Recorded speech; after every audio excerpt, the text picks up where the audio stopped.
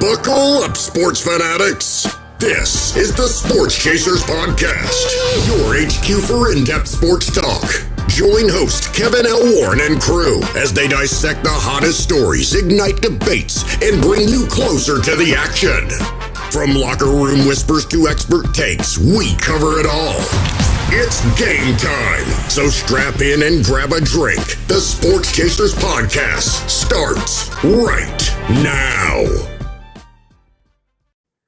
Hey, good evening. What's happening, everybody? What's going on, everybody? It's another live edition of the Sports Chasers, man, coming to you live and direct here on the Thursday night, man. Before we get into things, let's pay a couple bills. Make sure you like, click, and subscribe to our channel. Make sure you hit the bells for all the notifications. And those that are listening under the sound of our voice on the podcast side, on Apple, Spotify, all the wonderful platforms out there, give us that 1, 2, 3, 4, 5-star review. I put up 10, 5-star review. Love us or hate us. Let us know how we doing. Man, still getting Notre Dame hate mail, man. It's 3 weeks, man. Y'all need to give it up. Or y'all should have went to one of the bowl games, man, instead of messing with me, man. So, us, I should say. But, hey, and mad at the Kansas City Chiefs, mad at us because we said something about the Kansas City Chiefs. Yo, it's over. Sorry, it's over. It's over. Yeah, I got my Knicks hat on, got the big sign in the back up on with the blue on. You know what I so love about with the Knicks? They didn't do like how Milwaukee and the LA Lakers did the last 2 years. Hang a darn banner in the middle of the season.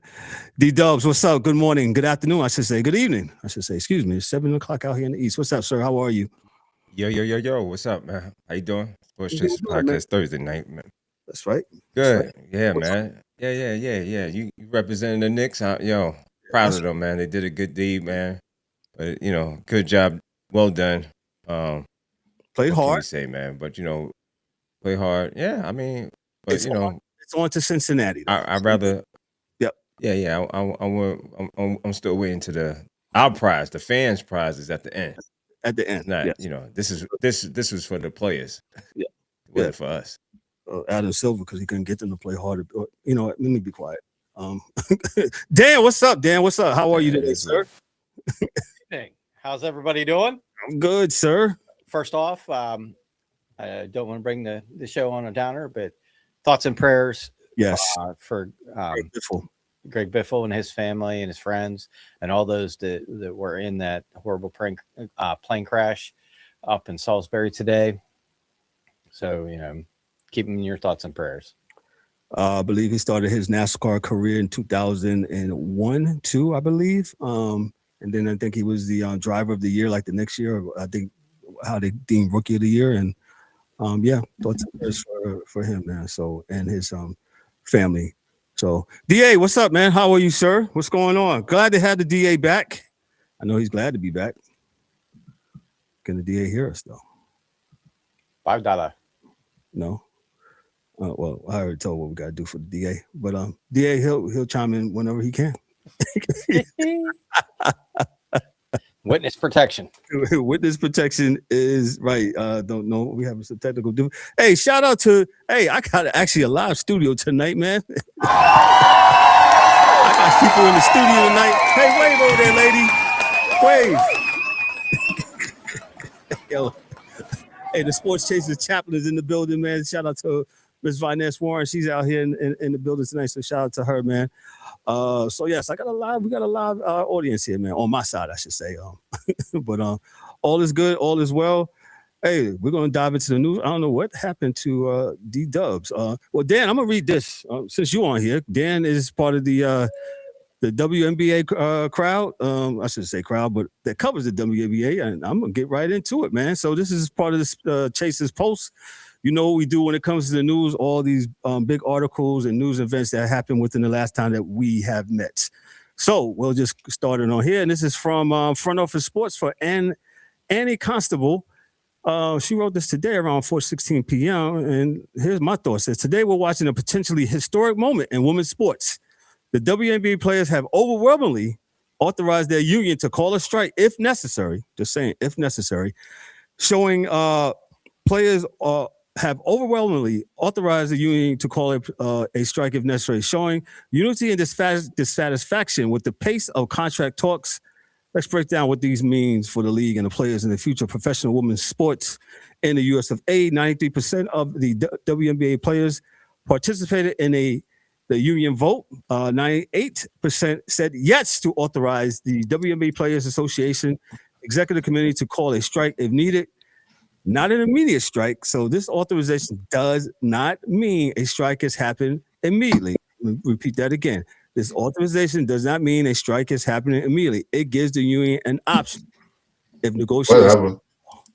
The vote signals strong player unity and serious leverage in collective bargaining agreements. You're 5-5, sir. You're good. If it elevates pressure on the league to negotiate meaningful terms, some of the core issues at hand is disagreements remain over revenue sharing and economic terms. We have talked about this on the show. I think I ain't start cursing, huh? Yeah, well, no, you got another 20 minutes, sir, man. And we have a lot of so you gotta chill, B. Hey, Ma. That's what I was saying. Yeah, y'all. So go ahead, Kev. Let me finish. Oh, I love the D. I'm glad he's back. I miss him interrupting me. Struck. Stroke. About to have a stroke. WNBA stroke. A second CBA extension was agreed upon before the previous deadline, moving the deadline to January 9, 2026. So the WNBA statement emphasizes confidence in leadership, solidarity, and pushback against perceived long-standing restrictive provisions. Key players like Kelsey Plum and Caitlin Clark have publicly discussed frustrations and the need to fight for fair value. Brianna Stewart suggested bringing the WNBA leadership out, Adam Silver and Mark Tatum, to help negotiations. A strike authorization adds risk to the off-season timeline, free agency, expansion draft, and potentially to the start of the 2026 season.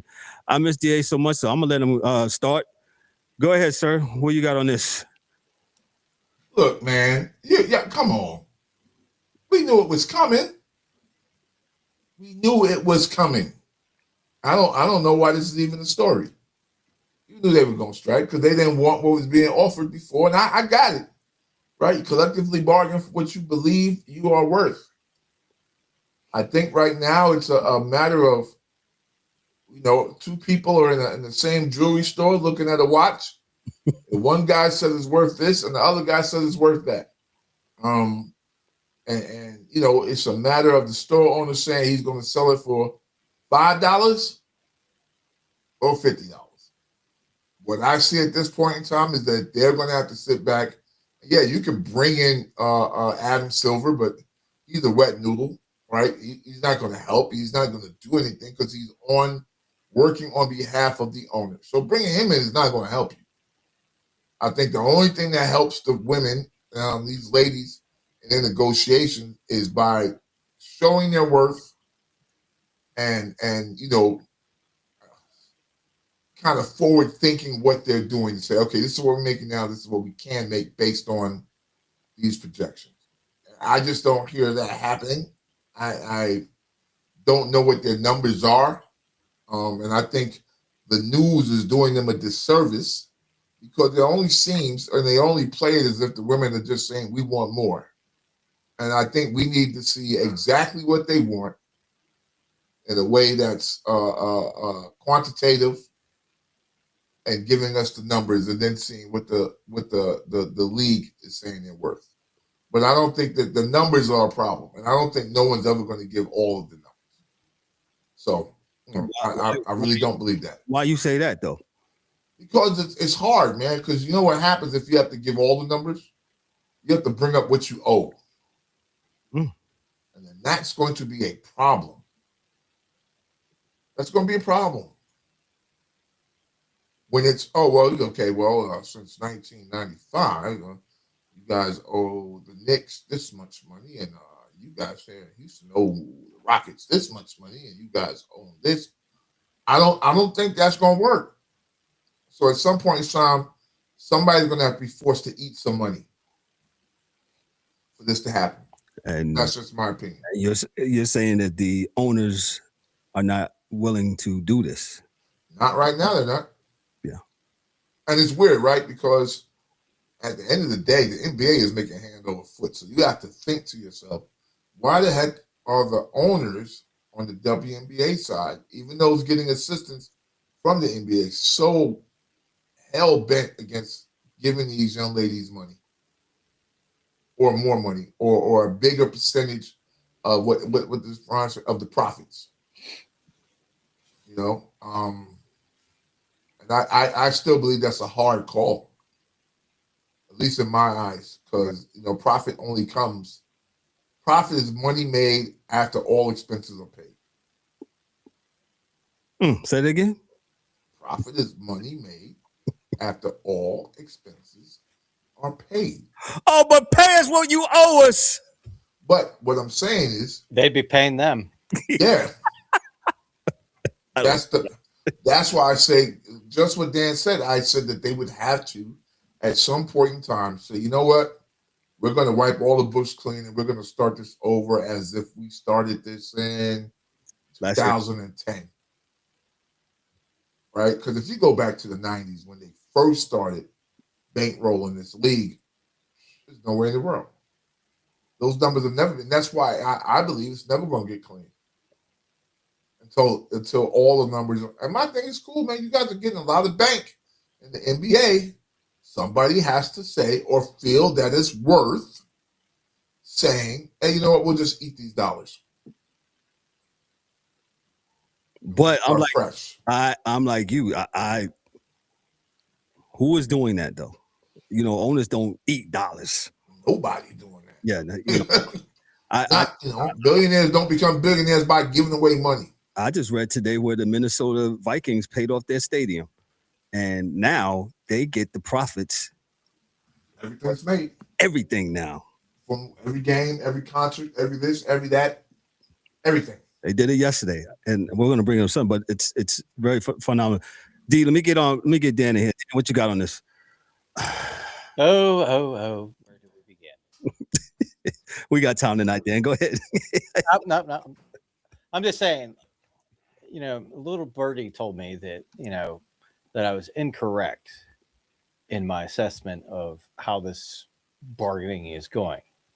And I watched one of my favorite YouTubers that covers the WNBA, Rachel Demita. Shout out to Rachel.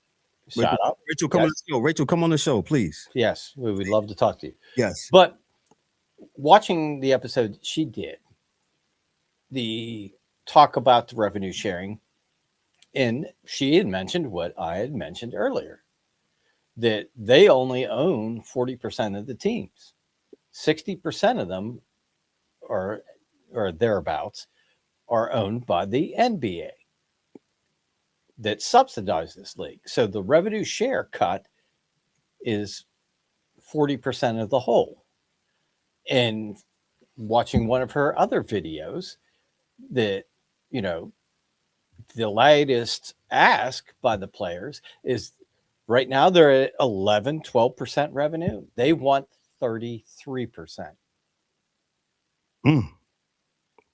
So, and like I've said before, look, the revenue thing, it's been 2 years that Caitlin's been in the league, then people actually watch. Let's not get it twisted. If you go back and you watch highlights of Stewie on Seattle, they got black drapes across the stands on one side. They have nobody watching the games. Now they're going to the United Center. They're going to these other big basketball arenas out in, LA.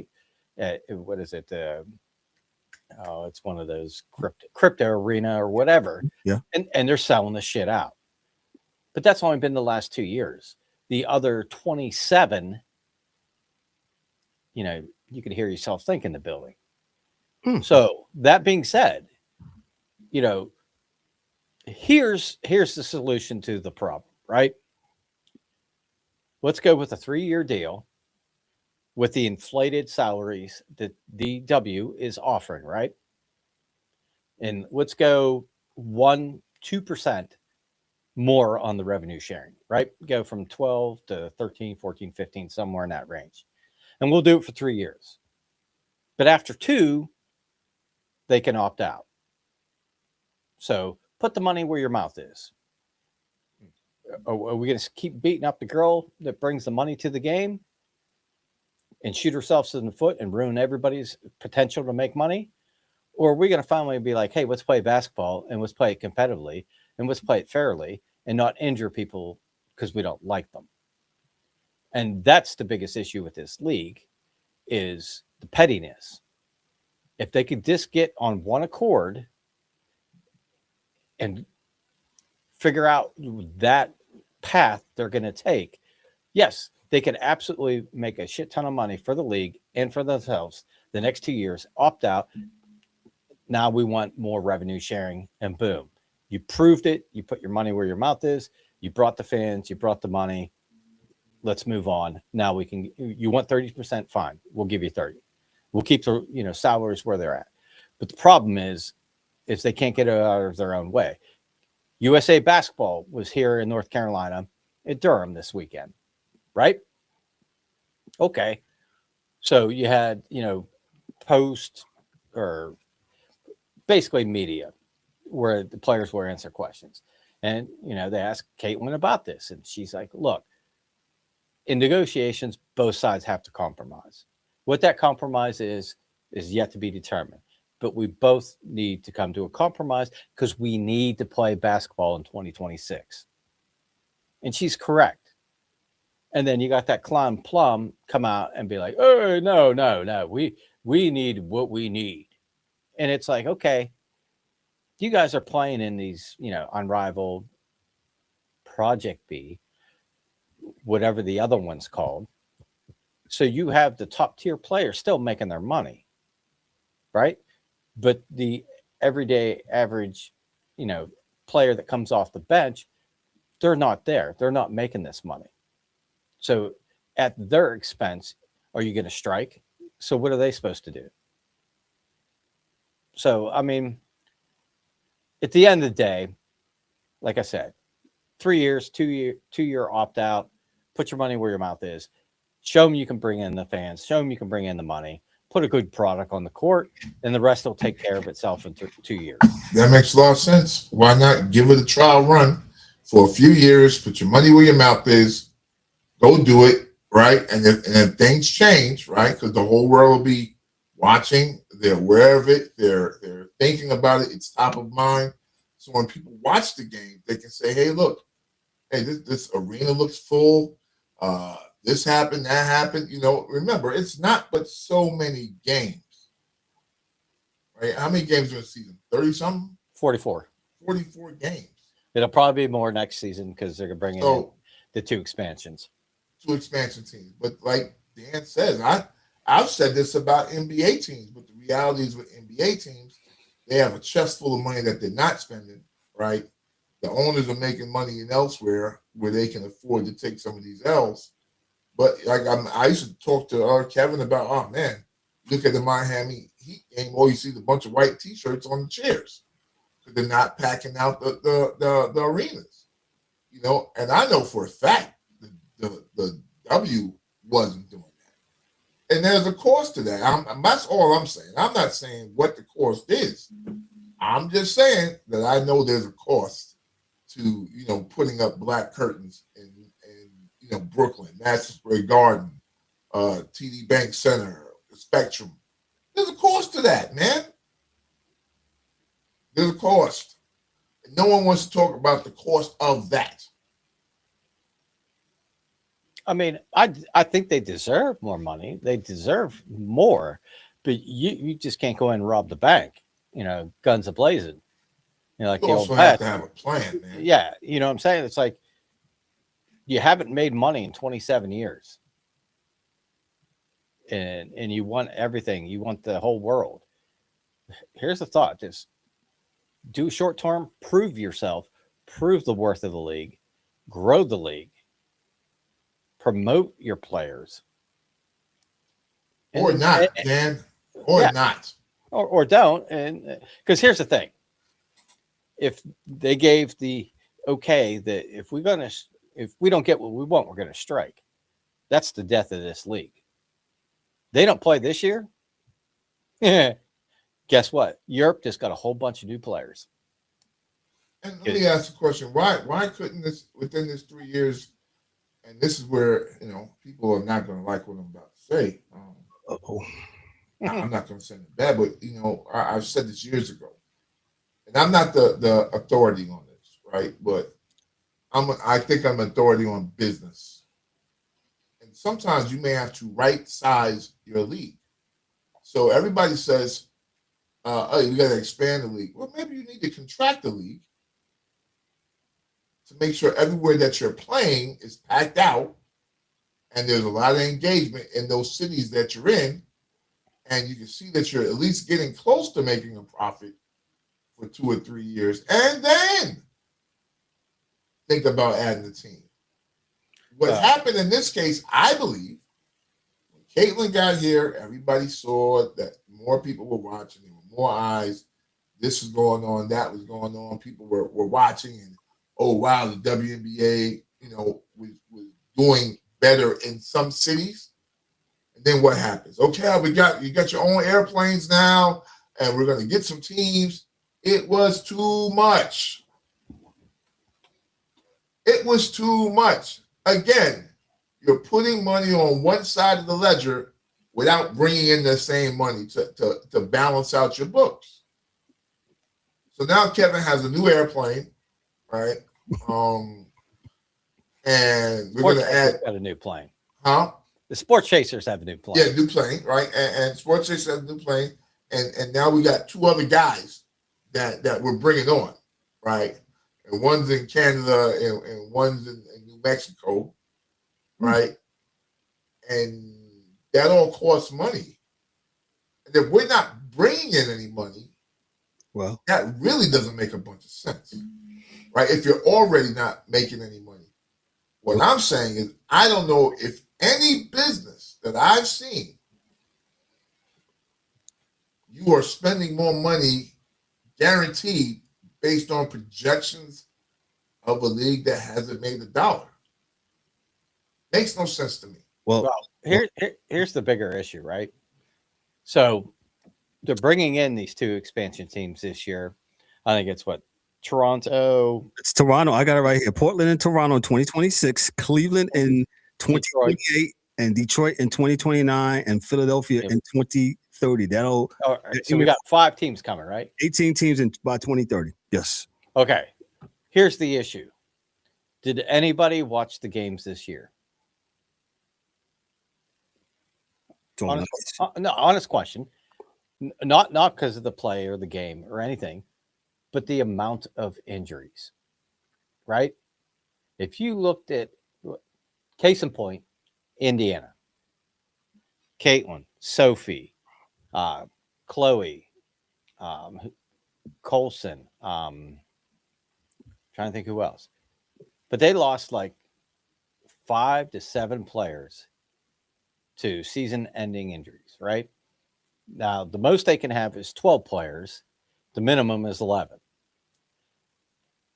Me personally, I would rather see the same 13 teams play this year or whatever when they get this collective bargaining. Instead of expansion, they should have added 3 roster spots to every team, the 13 teams in the league. And let's say 12 are your active roster, 3 of them, as the NFL does, practice squad, right? So when, Sophie blows her knee out, you're not signing somebody that's playing in Australia and has to drive or fly a 24-hour flight to get to Indiana to play in a game and has no idea what your offense does, never been in a practice, never played with any of the players on the team. I'd rather see 3 dedicated players that practice with the team every day, know the system, know the coaching, know the players, have a chemistry. So when somebody goes down, then you can put that person on IR, activate one of your practice players instead of doing hardship contracts where they're 10 days and you just repeat the process the rest of the year every 10 days, or eventually sign them to, the rest of the year contract. To me, that would better serve both parties involved, the league and the teams and the players that you're going to put a good product out there, regardless if somebody gets hurt, because they're familiar with your team, they practice with your team, yada, yada, yada. Good point. The problem is, what do we see, in the NHL with the last expansion teams? Seattle was like 600 million or whatever. It's the money. Yeah. Now it's going to be over $1 billion if you buy into the league. Same with the NBA, same with baseball, same with football. If they're doing any of this stuff, it seems to me the W is like, oh, Toronto's going to pay us $500 million. So is Portland. And then, oh, hey, we're going to get Cleveland the next year. League's got more revenue or, more exposure. So theirs is going to be $750 million. And by the time you get to Philadelphia coming in the league, their buy-in is going to be $1 billion. And it's that instant money, cash money going into the owners, the 60% that are owners from the NBA, they're getting their money back. Does that help the game? Hell no. Because now what do you do? Every year you're having the expansion draft and players are switching teams left and right because they can only protect 5 or 6 of their starting players or keep. So you're watering down the league. You're moving players all over the place. To me, my question is why? Roster. Why? Because it's the money. It's the buy-in. Yeah. So it's instant cash. It's they're not losing money because now they're getting paid back whatever they've invested in this league for the new teams coming in. Yeah. So you're actually kicking the debt down the road. Yeah. So you're using the money. So I'm saying this, I'll go back to the original statement that you made, Dan, and I'm going to be done on this, right? So if you said, before, you look at a game on TV somewhere and you see the black curtains up in Seattle, right? Which is a popular team. People love that team. People watch that team. People follow that team. Why in God's name would we want more black curtains up in 5 other places? Mind you, that was years ago. The last couple, There's still, man. But instead of playing in the bigger arenas and having curtains, now they're playing in 4,500 seat, Which is right. So at 4,500, just using math, right? If you put it at 4,500 seats, that's $4,500, or times 10 is $450,000 or something like that, right? Or $45,000 that you would have. We still can't give you that much until you're making, we want to be turning people away at the door. In a 20,000 seat arena. Yeah, then we can expand, right? Then we can expand, But like I said, hey, they can go on strike if they want, but I think if they do, it'll be the death knell for that league. It'll be because there's other places to go. So let me interject. So DA, me and you always use this example of when Dolan said, "Yo, I'm tired of cutting on my lights for 3,000 folks," and he said, "Yo, I don't want nothing to do with this no more, man." He says, "Yo, I'm out of the WNBA." Over the summer, Billy Joe got his residency. He does it for only 4 nights, and we're good. And you guys are here for the whole summer, and I don't even get none of that. So he was like, "Yo, I got to get out this business." And so the Liberty moved to where? They moved up to Westchester County, played in the Westchester County arena or center, excuse me, and it held what, DA? 5,000 people. And they packed out the 5,000, which is what you want. And if they don't, then it's not much of a loss. The Garden seats 19 and change. Yeah. Just saying, man. It's just math. Yeah, that's what I'm saying. Dolan is like, well, I got my lights on for 5,000 folks, man. I got to pay the hot dog vendor, and nobody wants to pay him back for that. Sounds like I need to move to the theater, Madison Square Garden. Well, no, I'm saying the Felt Forum. The Felt Forum. On your age, man, the Felt Forum. But I mean, that's what happened, and then the Brooklyn Nets ownership I forgot their name. They brought them and brought them to Brooklyn, man. And so far they've been getting good crowds. The Liberty didn't make the championship this year, but they made it the year before last and they won it. Shout out to them, man. But it's simple math, like you said, fellas. Simple math, and we'll see. And this isn't about one team. I think when people look at these types of situations, this is about an average, like a bell curve. Like, where is everybody sitting at in relation to the top and the bottom, right? And it doesn't make sense to open or have more teams if you have some teams still in your leagues that are not packing out the arenas or doing, you have to get them right before you go open up another place, right? Like, that makes no sense to me. Like, right. If Conway's isn't making money on 34th Street, why are you putting one on 42nd Street? Say Conway's. Wow. I think too, though, if you look at Golden State Valkyries, they did well. The expansion team, they sold out every game they had last year. So I don't know if that is, but here's that's an anomaly because they drafted, the expansion draft, they drafted smartly and they put a competitive team on the court. But, But not every year. Yeah, but not every year you're going to have expansion teams draft correctly or get the right players in the right mix and be successful out of the gate. Or, the buzz of them, expansion team, get people to come in the building. Well, if they don't play like Golden State and are good, and they're mediocre, you're going to sell out the first year and then nobody's coming back.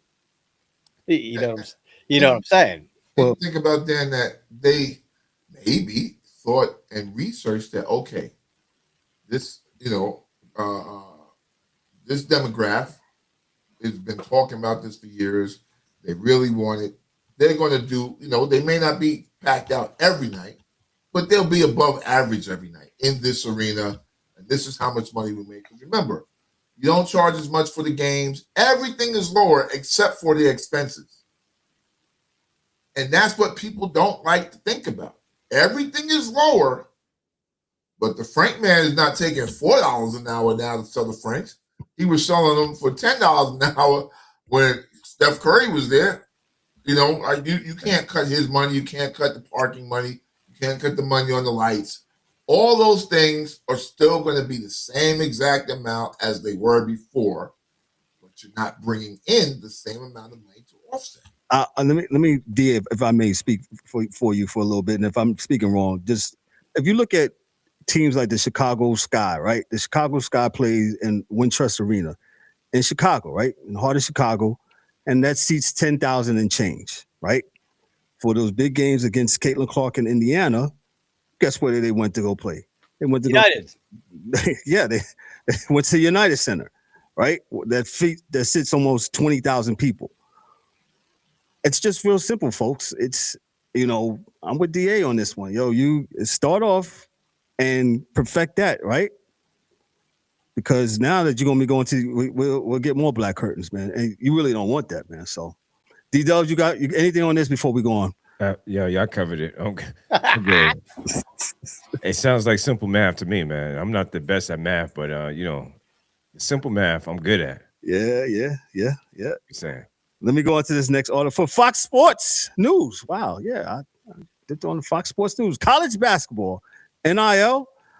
Memphis head coach Penny Hardaway, he fined Aaron Bradshaw NIL money to motivate him.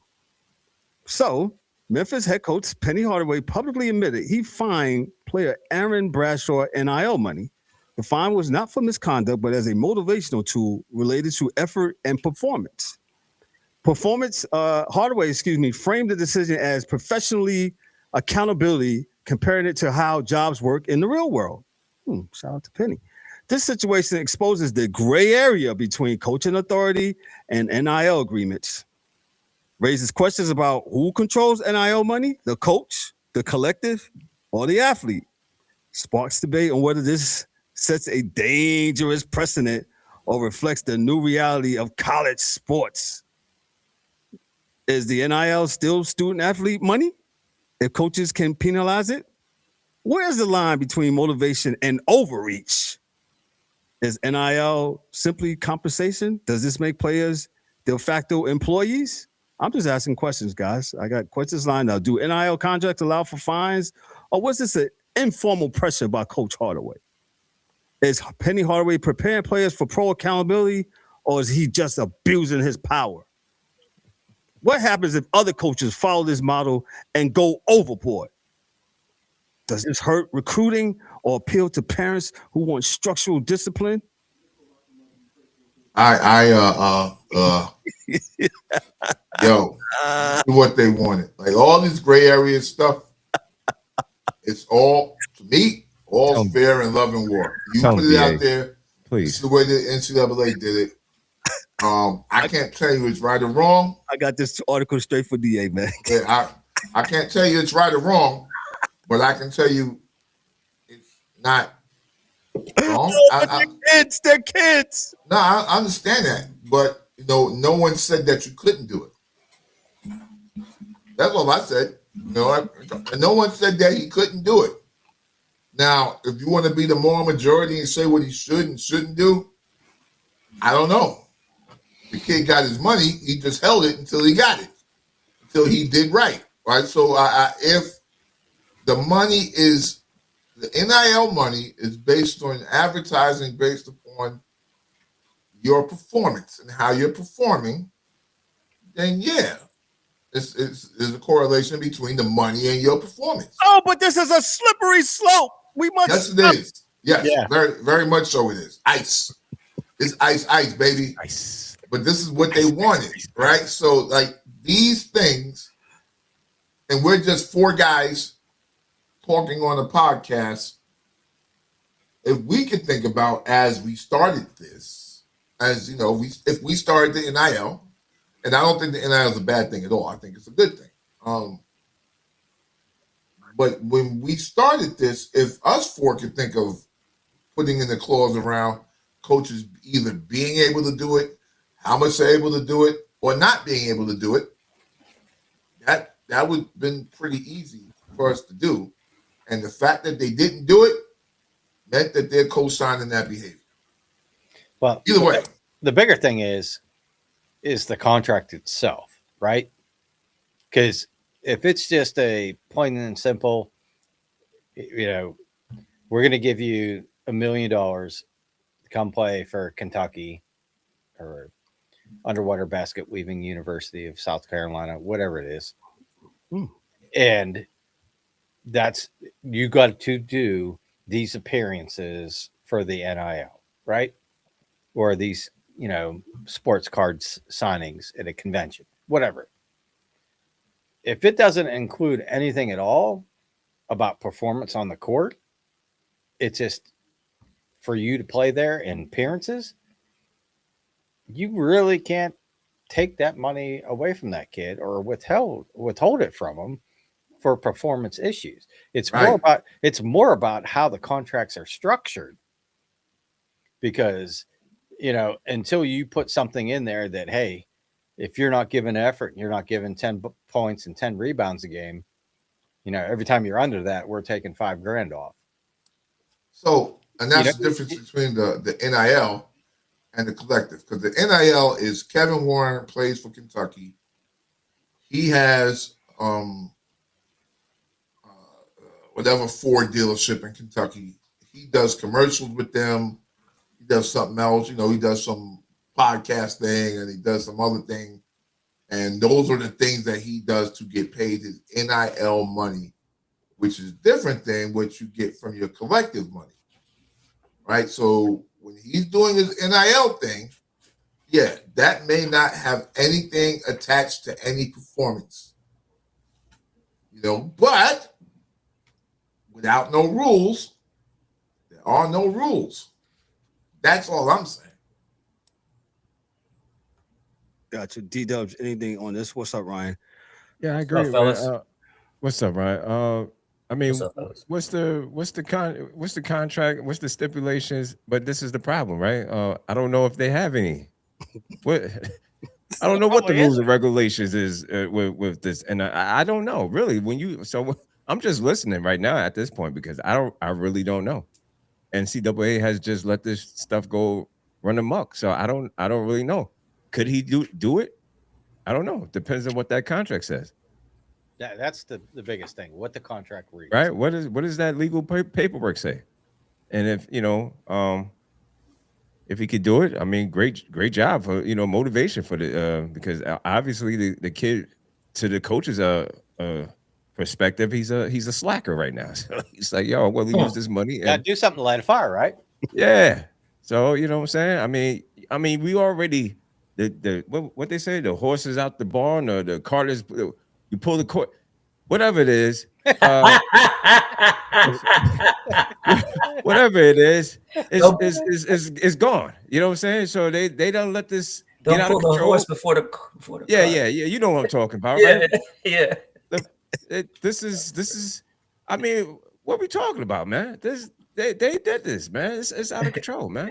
Ryan, we're talking about I don't know if you heard Penny Hardaway. He basically fined a kid, one of his kids the other day for not playing hard or whatever, and he fined him, and it's part of his NIL money. So questions are being asked. Is this? Oh no!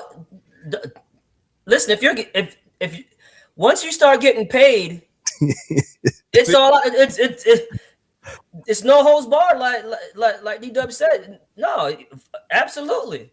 And if it's in the contract saying, hey, if you don't play hard, I'll start fining you. No, you become a professional athlete when you start getting paid. There you go. Yep. Let me get Ryan some on that. Go ahead. Because now, like, what else can the coach do to you to light a fire under you? You're getting paid money, so let's take the money away. Yeah. Obviously, you don't respond time. You don't respond to nothing else. So let me take some of this money, bro. Maybe that'll do it. So pundits are saying that this might be overreach, and saying that I'm sick of these people. Man. I'm just reporting it, fellas. I know, man. I know. Don't be sick of me. I'm with y'all. If you get money, man, you absolutely. This is what y'all wanted. It's all about what the contract reads. Yeah. It's what the contract, the legal people like D-Dub says, but y'all wanted the money, right? So what comes money comes responsibility, accountability. So was it the NIL money that Memphis was giving the kid, or an NIL like from somewhere that wasn't the school? From what my understanding of this article, it looks like from Memphis. Oh yeah. So if it's in the contract, look, man, it's got to be in the contract for him to do it. Hey. Yeah, if it's not in the contract, put it in the comment section. Let us know what it is. I want to know. I'm curious myself. Yeah. So that's what that, man. But I was like, wasn't shocked, man. But I was like, man, people are outraged. How can you be outraged? This is what everybody wanted. Yeah, kids to get paid, right? No, you wanted transparency. You want everybody to know what everybody was doing. I mean, they fought loud and proud. They was with it. No justice, no peace, no Roger, no rerun the rent. And again, let's be honest. This was already happening. It's just right. Now you can do it. Now you can see it happening. Right. It's just the transparency. Everybody wants the transparency, so that's a transparency. It wouldn't be an issue if there was no transparency. Then they can just find them, and just boom, go about your business, right? Go about your business. Nah, hell, and if the kid want to leave, let him leave. Well, yeah, transfer like our boy at Nevada. All right, the quarterback. He said, "Oh, this guy promised me X amount of money. I'm not getting paid. I'm done. I'm out. See ya." And that's exactly what he did. I'll be right back, fellas. Yeah, you got it. You got it. Let me just say this real quick. This is what they wanted, man. So, it's just what it is. It's definitely what it is, man. Let's move on to real quick. Let me do the college football real quick. You got the matches for the playoff this weekend. Starting tomorrow, you got Oklahoma versus Alabama. You got Miami versus Texas A&M. Ole Miss. And then you got Oregon versus James Madison. Are these afternoon games or late? I think it's like mid-afternoon, evening games? Because I'm gonna keep it real. I don't even know. I didn't even know some of these games was going on. I mean, these old games. The Friday night game, I think, is a late game, like a 7. Yeah. Which is that? The Alabama? Or I think that's Alabama. Yeah. Yeah. So Alabama plays at 8 p.m. And then Saturday, Miami plays Texas A&M at noon. 3:30 is Tulane and Ole Miss. Then you got JMU and Oregon at 7:30. And that's it. That's it for the first round. Boy, I tell you. And what we got Saturday? Or is that Saturday? No, so Alabama's in Oklahoma is Friday night. The other 3 start at Miami starts at noon. 3:30 is Ole Miss. 7 o'clock or 7:30 is Oregon. Yep. DA, go ahead. You had something on this. You know what, man? Yeah, I'm done with college football. I'm out. I'm gonna watch. He's mad about the crying Irish. Yeah, that I wasn't here to talk about that. Well, go ahead. We got time. Listen, man. I remember when they was gonna hang Christian McCaffrey and Leonard Fournette. They were gonna actually tie them up on a cross for not playing in the bowl game. And this wasn't more than 10 years ago. Yeah, I remember. Mm-hmm. And I got that's the norm now. No, Doug, it's not the norm. Yeah, it is. They had 5 teams. Kids can do that. No, not kids. Well, this is where I'm going. No, this is where I'm going now. This is where I'm going. You know, that same year, right? So, Alabama is, oh, man, Coach Saban. They didn't get to the championship, whatever, and they had to play in a bowl game against Ohio State, believe it or not. They both were not that good. And God bless the dead. What's the brother's name? His quarterback in Florida. He just died. He was running on the highway. Got hit by a truck. He played for the Steelers. Oh shit. Yeah, he played for the Steelers, played for Ohio State. Man, if I'm telling you, he lit Alabama up that game. Yeah, so maybe Alabama's head wasn't in the game. Maybe they didn't really want to be there for the game, but they knew they didn't deserve to be in the big game. And they were not there. And they didn't say, Coach, man, you know what, man, I'm just not going to play BYU, man, because we're not in the game we thought we wanted to be in. So, listen, man, I'm a big rules guy, man.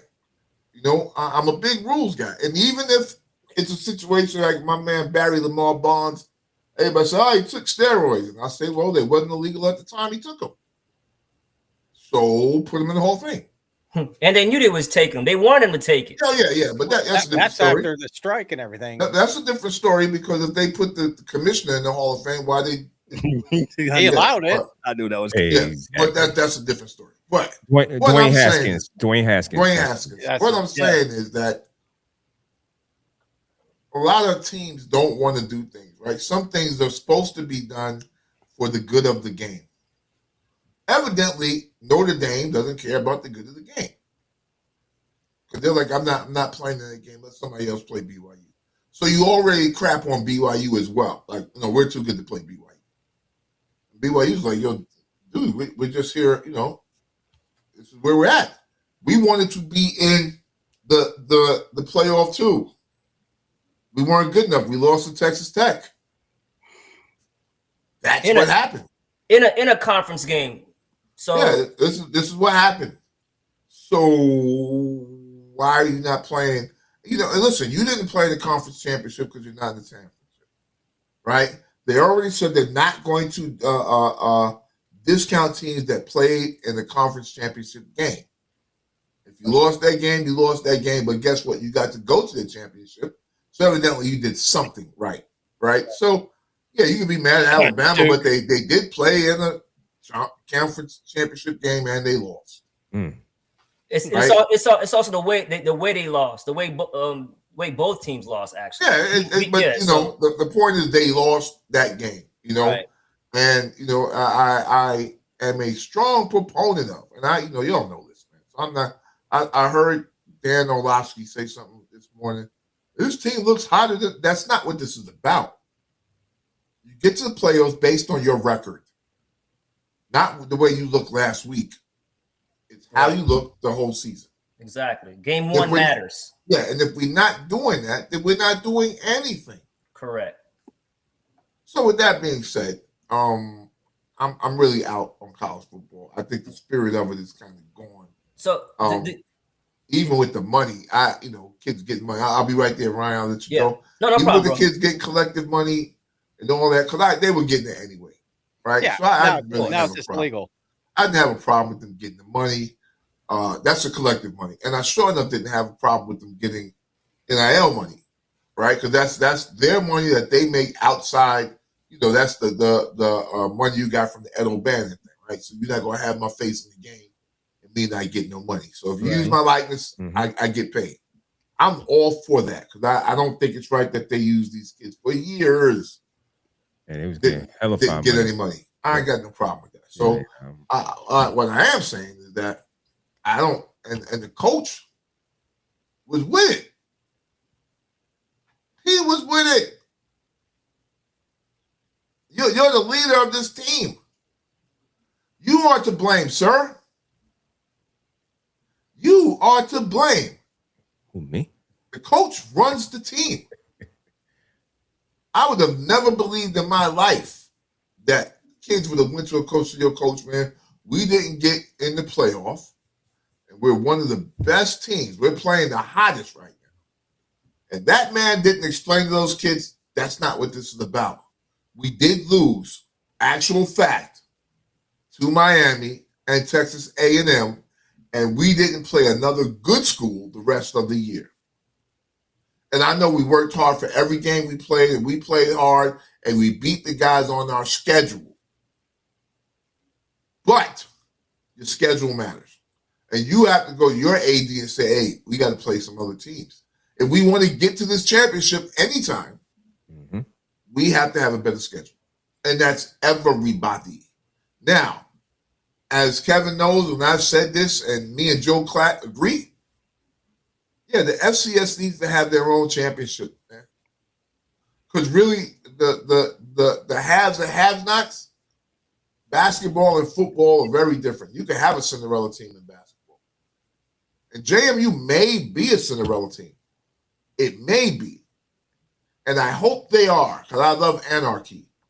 But looking at it from 10,000 feet, the reality is the facilities in Oregon with Nike owning Oregon and doing everything for that school dwarf everything that JMU is doing. On I-81. Yeah. Everything.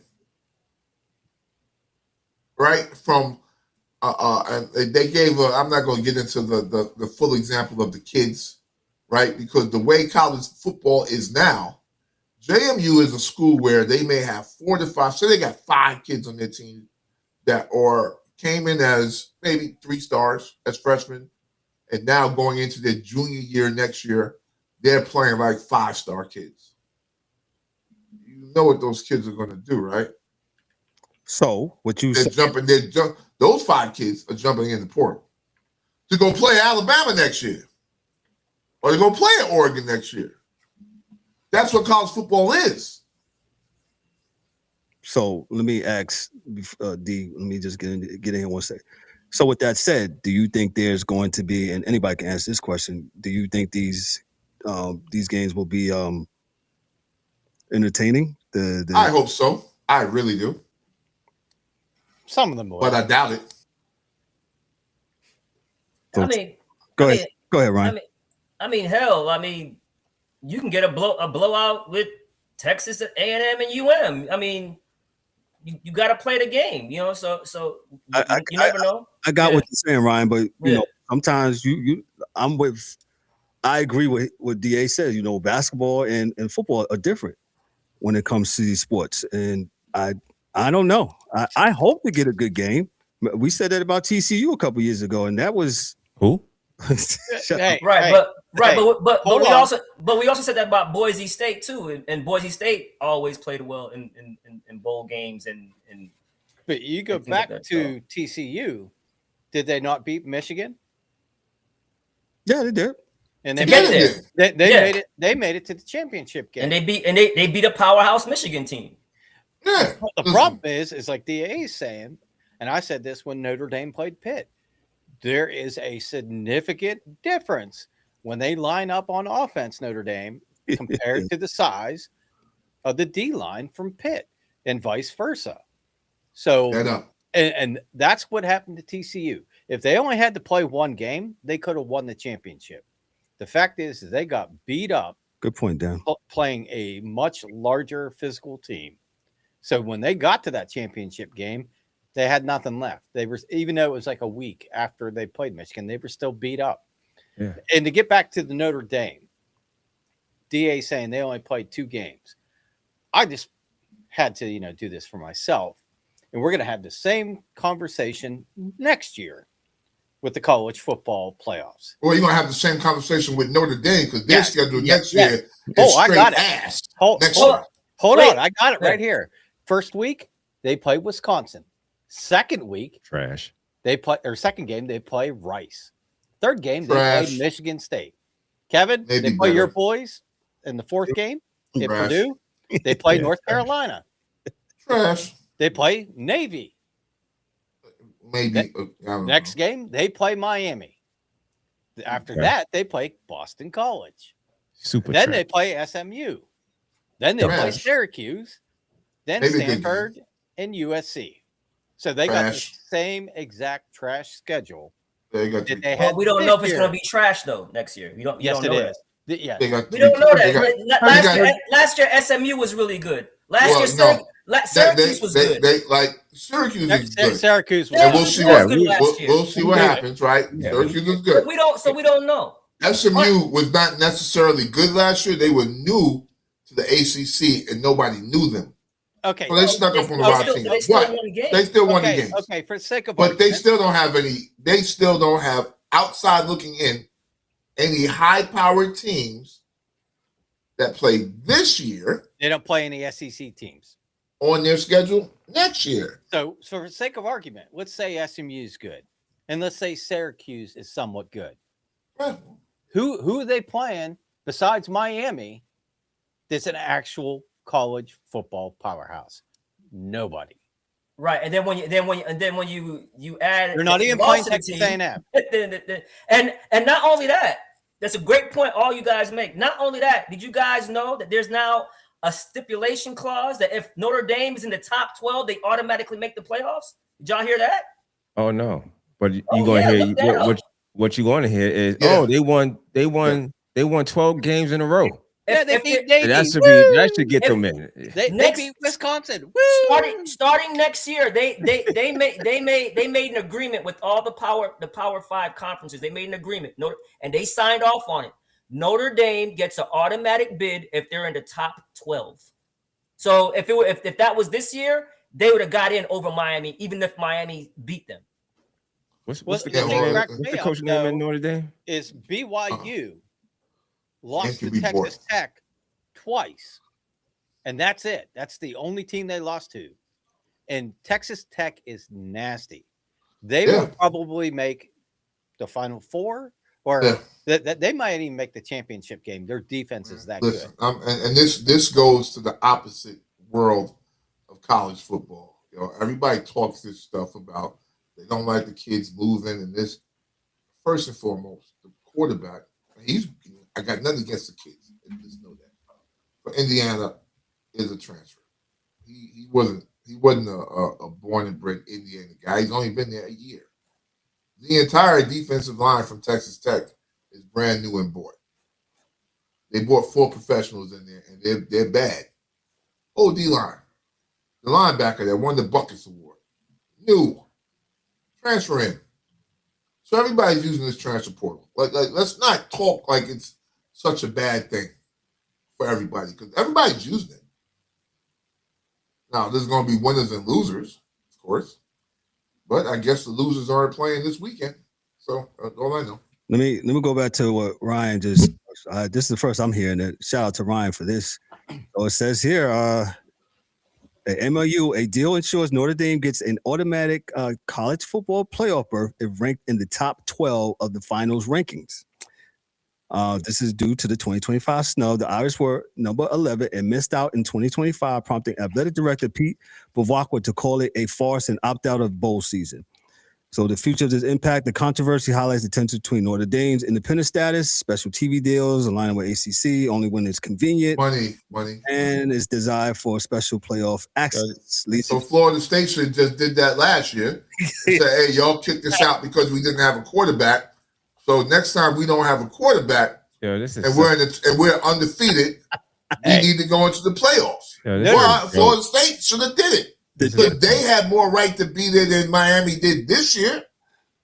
The new MOU for 2026 onward essentially creates a special carve-out for Notre Dame, which other schools and ADs resent, threatening to complicate Indy's future scheduling as a retaliation. I'm gonna do a deeper dive on that, man. But this I'm sorry, I was gone for a little bit. You was just reading what I had brought up. I can't believe they signed off on that though. Man, I don't care if they go 12-0. I'm not ranking them in the top 12. Yeah, you didn't play anybody. Money talks. Yeah, but you didn't play anybody. It's a joke, man. Yeah, I'm not even getting upset. This is an absolute joke that they get allowed to make backroom deals. It's not backroom. That's the front okay. room. Front it's transparent in the parking lot. Whatever the case is, how do they get to make these type of deals? It's money. It's crazy. NBC. It's money. Yeah. Man, let's these people beat on their chest act as if they did something. I'm with the A for college football. This shit's crazy. I got no love for it, man. I'll watch it if it's on, but I no longer. Not saying that it's pure, because I know it wasn't pure. It wasn't pure when I was in school. So I know it's not pure, but this is some fucking foolishness. Yeah, this is stupid. Sorry, Ma, but this is some foolishness that you can buy that. You can buy your spot every year if you're top 12. Play nobody, don't lose a game. They got to rank. Oh, and that's the problem. It's like the rich dad that got the money. Yo, let my son play for the trust fund kid. They'll start their own team. That's what it is. This is exactly what this is, man. This is it's AAU. Yes, sir. I'll buy all the uniforms and everything, but my kid got to play. My kid got to play, and he sucks. And he sucks. And that's exactly what's going on. Get out of here, dog. Man, let's transition and move on. Dan, what you got for us for hockey, man? We can be on college football forever, man. I don't know. I'm just in that burn it down mode. So let's go. I'm sorry. Ryan really hit me with that. I was like, what? Huh? I was like, you really that tidbit of news? I said, wow. Oh yeah. I didn't even hear that. I was like, wow. That's some complete BS. Mm-hmm. How long ago was that? They slipped that in there. No, that was signed. I want to say maybe like last year or a couple of years ago. Yeah. No, it was the day after. The day after they pulled out. Yeah. They say, yeah, man, we gotta have this. Now I think Ryan's probably right. No, that deal was done years. That deal was a couple like maybe a year and a half ago. Yeah. I would say it's great planning from whoever's at Notre Dame, and it's smart, but for anyone, and that's why they were mad at the ACC. And ACC was like, listen, man, why are we gonna be repping for y'all over Miami when y'all don't share $1 of that NBC money with us? And then none. My bad. Go ahead. And if they won a bowl game like they did last year, they sent none of those dollars to the ACC. And then the AD came out and was like, "Oh, they did damage to our relationship with the ACC." I'm like, "Yeah, but you might like take the rest of your teams and get out." all the other sports are in the ACC. They play an ACC schedule except for Notre Dame because they want the network money and I get it and I get it from their aspect. I mean that's smart. If they can do it, if you can get away with it, you can get away with it. But then don't get mad at the ACC when they're trying to protect their dollar. That's my point. You can't have it both ways, man. Y'all and then you're gonna get mad at the ACC and the pearls. Yeah, you're this is the world, Kev. They're clutching their pearls. You're protecting your money, but I can't protect my money and back a team that's in my conference. Yeah. a team that we beat you. It's just lunacy. It doesn't matter because crazy. you beat me early in the game. Doesn't matter. Exactly. You only played 2 good teams and you lost to both. Sorry. All right. Have a nice day. I'm just giving you the news. What they saying out here in the streets. Like, take your volleyball, your basketball, your lacrosse. You don't know what type of team I am in September. You don't know what type of team I am in August. If you can't get credit for beating a good team in week 1, then why would anybody schedule it? Yeah, I would. Yeah, well, and that's the thing, right? You're 100% right. Now we talked about Alabama, and listen, man, if you lose, you lose. I don't want to hear, oh, we're a different team now. Well, you damn right you are. You ain't played nobody for the last 14 weeks. Yo, D, that was the word of the streets. We a different team. You don't know. We don't even know what we got. That's what they was telling me. I said, okay. All right. I said, okay, cool. Where's the days of our lives?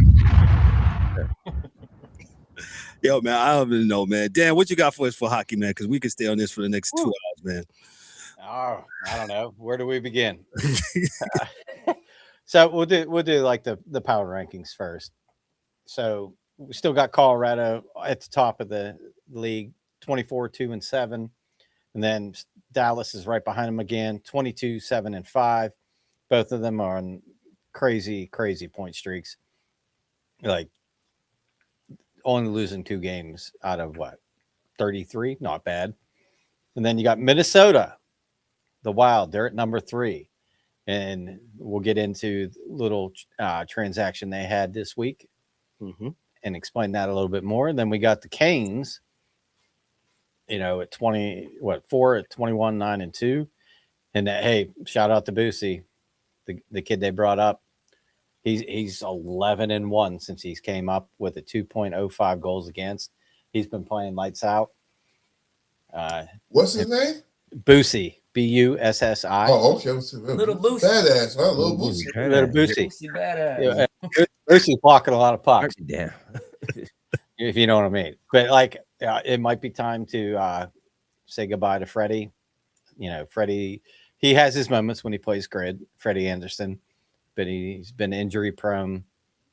He struggled this year when he has been in, and they got Kachekov. His Freddie's back up, but now they're running like a 3-goalie tandem. So we'll see what Carolina does here at the trade deadline to try to improve that team. Number 5, we got Vegas, and then we start getting into my favorite part here. Number 6, we got the Anaheim Ducks. The Mighty Ducks. I don't know, but for me, like I said, last Tuesday, I went and watched the Penguin game in Pittsburgh against Anaheim, and they're on their East Coast swing. They played the Rangers. I'm trying to think who they're playing. Somebody tonight. I'm trying to think who it is, but they've been a really fun team to watch. As I like to call them, they're the Rangers of the West. You got Trouba, Granlund, Kreider. So, they got a nice mix of veterans and young kids. Leo Carson is playing lights out for them. So it's good to see a little change up, some of these teams that, have been out of the mix for a while, working their way back into playoff contention. Number 7, I got the Caps. Number 8, I got the Wings. Another one, like I said, that, they've been out of the mix for a while, and now they're back. I want to say they're they're the top of the Eastern Conference in the Atlantic with 41 points above the Bruins. So they've been playing really well. I watched them. I think it was last night they had them on TNT. Didn't go their way, but they were a good game. It was a good game. Patrick Kane's been out with an injury, so that kind of hurt them. Number 9, I got the Islanders. Schaefer, the rookie's been playing really well for them. Lightning are number 10. Another surprise here is number 11, the Flyers. Right now, they're sitting in the top 3 of the Metro with a playoff spot. And then I got 12, the Bruins. 13, the Kings. 14, another team that's been in the bottom of the standings for some time, the San Jose Sharks. Yes, they have. And Celebrini, this is what I love right now about the game in the NHL. These last 2 or 3 drafts, we've seen, some bright stars come out, and now you see what they're doing and what they can do. And Celebrini, that kid, he's so good. Like, it'll be interesting to see what Team Canada does, because, we got the Olympics coming up this year, and then they're working on finalizing the roster for Team Canada. We'll see if like Bedard or Celebrini get to make the cut. You also got Tom Wilson, who they say got snubbed last Olympic go around, but see if he makes it. 15, I got the Oilers, and they made trades here. What was it, last Friday? We'll get into that in a second. And then number 16, I got the Panthers. Your 2-time champions are still hanging around. Chuck should be coming back here probably after the first of the year. Barkov, he's done for the season, but we'll see what happens with them. It's with them, it's not about winning the division. It's just getting into the dance at this point, because as we've seen in the last 3 years, if they get in, they do some damage, and they won 2 of the last 3. So we'll see. And then, as we were talking, I know in our little group chat, Kevin and Daryl, we had Quinn Hughes from the Vancouver Canucks get dealt to the Minnesota Wild, which big pickup for Minnesota. This kid's really good. He's not a big guy, very mobile, very good offensively, very good defensively. I believe he won the Norris last year or the year before. That was big news, Dan, right? Oh, that was big news. And hey, shout out to the Canucks. Like they know that this was an ongoing problem with the team. Mm-hmm. And we'll see how big of a fire sale they have this year, because, Hughes is gone, and we'll see if they, move any of the other sell early.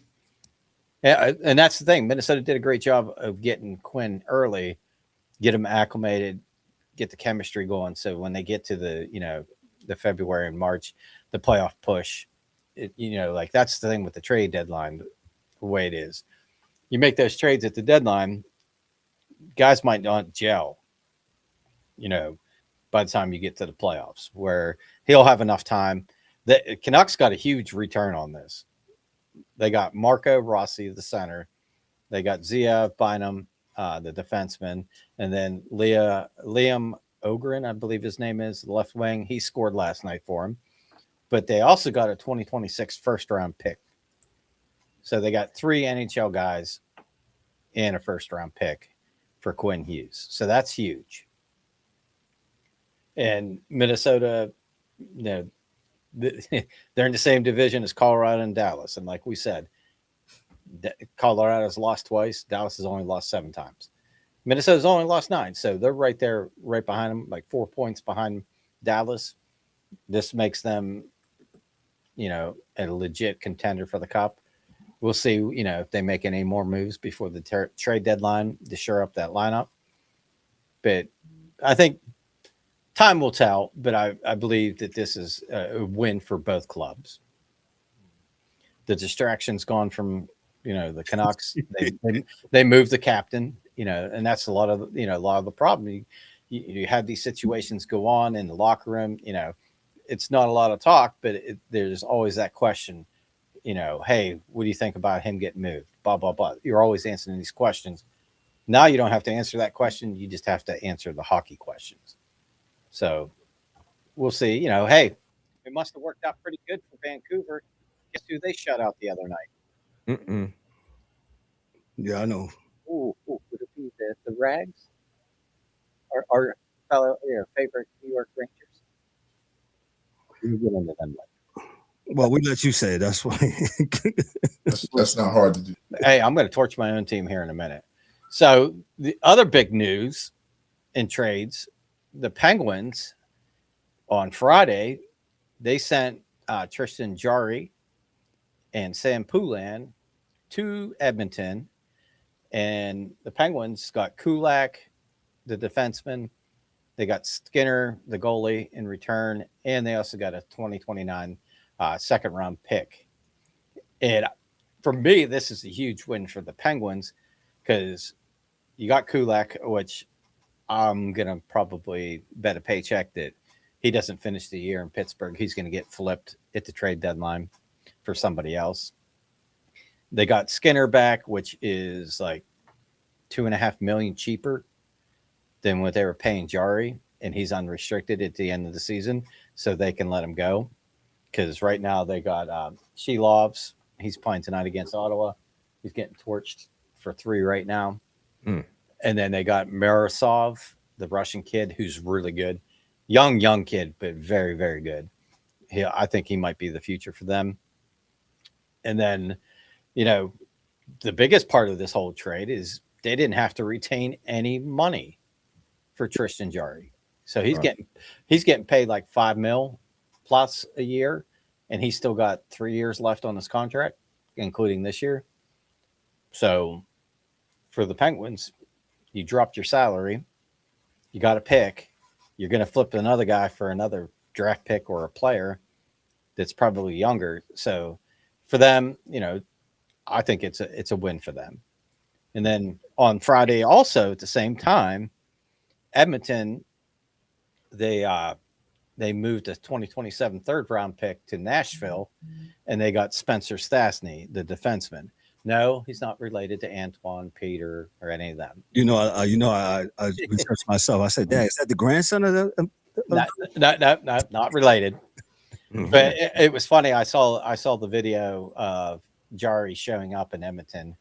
In Spencer came, like they met at the airport, and they got the ride back to the team hotel or whatever together. So that was kind of fun to see them kind of meeting for the first time. And I will say it was weird as hell.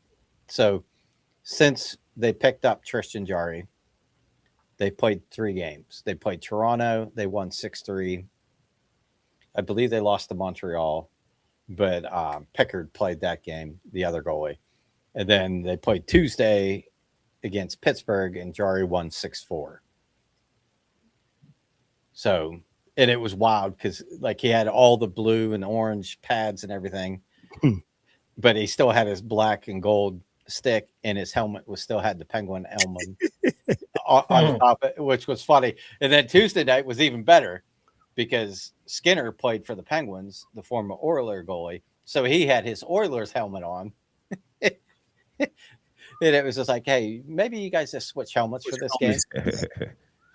So it was wild. And it was 6-4, but that game wasn't as close as it even, a 2-goal game. They scored late, a couple in garbage time. But that's the thing is, really, that was like they traded the same guy for the same guy as far as goaltenders go.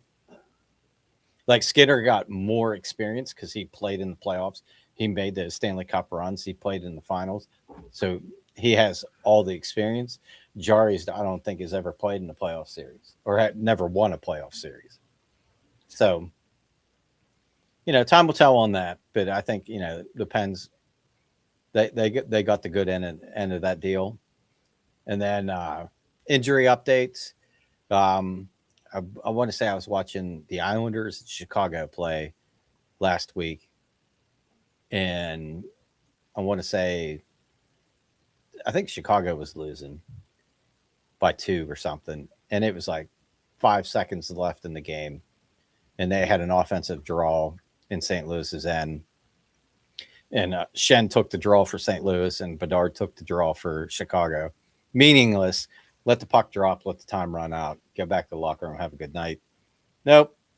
Can't do that. He tried. Bedard tried to win the draw, and it looked like Shen just cross-checked him right across the shoulder. I believe he's been out since then with a separated shoulder. So we'll see when he gets back for Chicago. Yeah, I was like, this is so meaningless.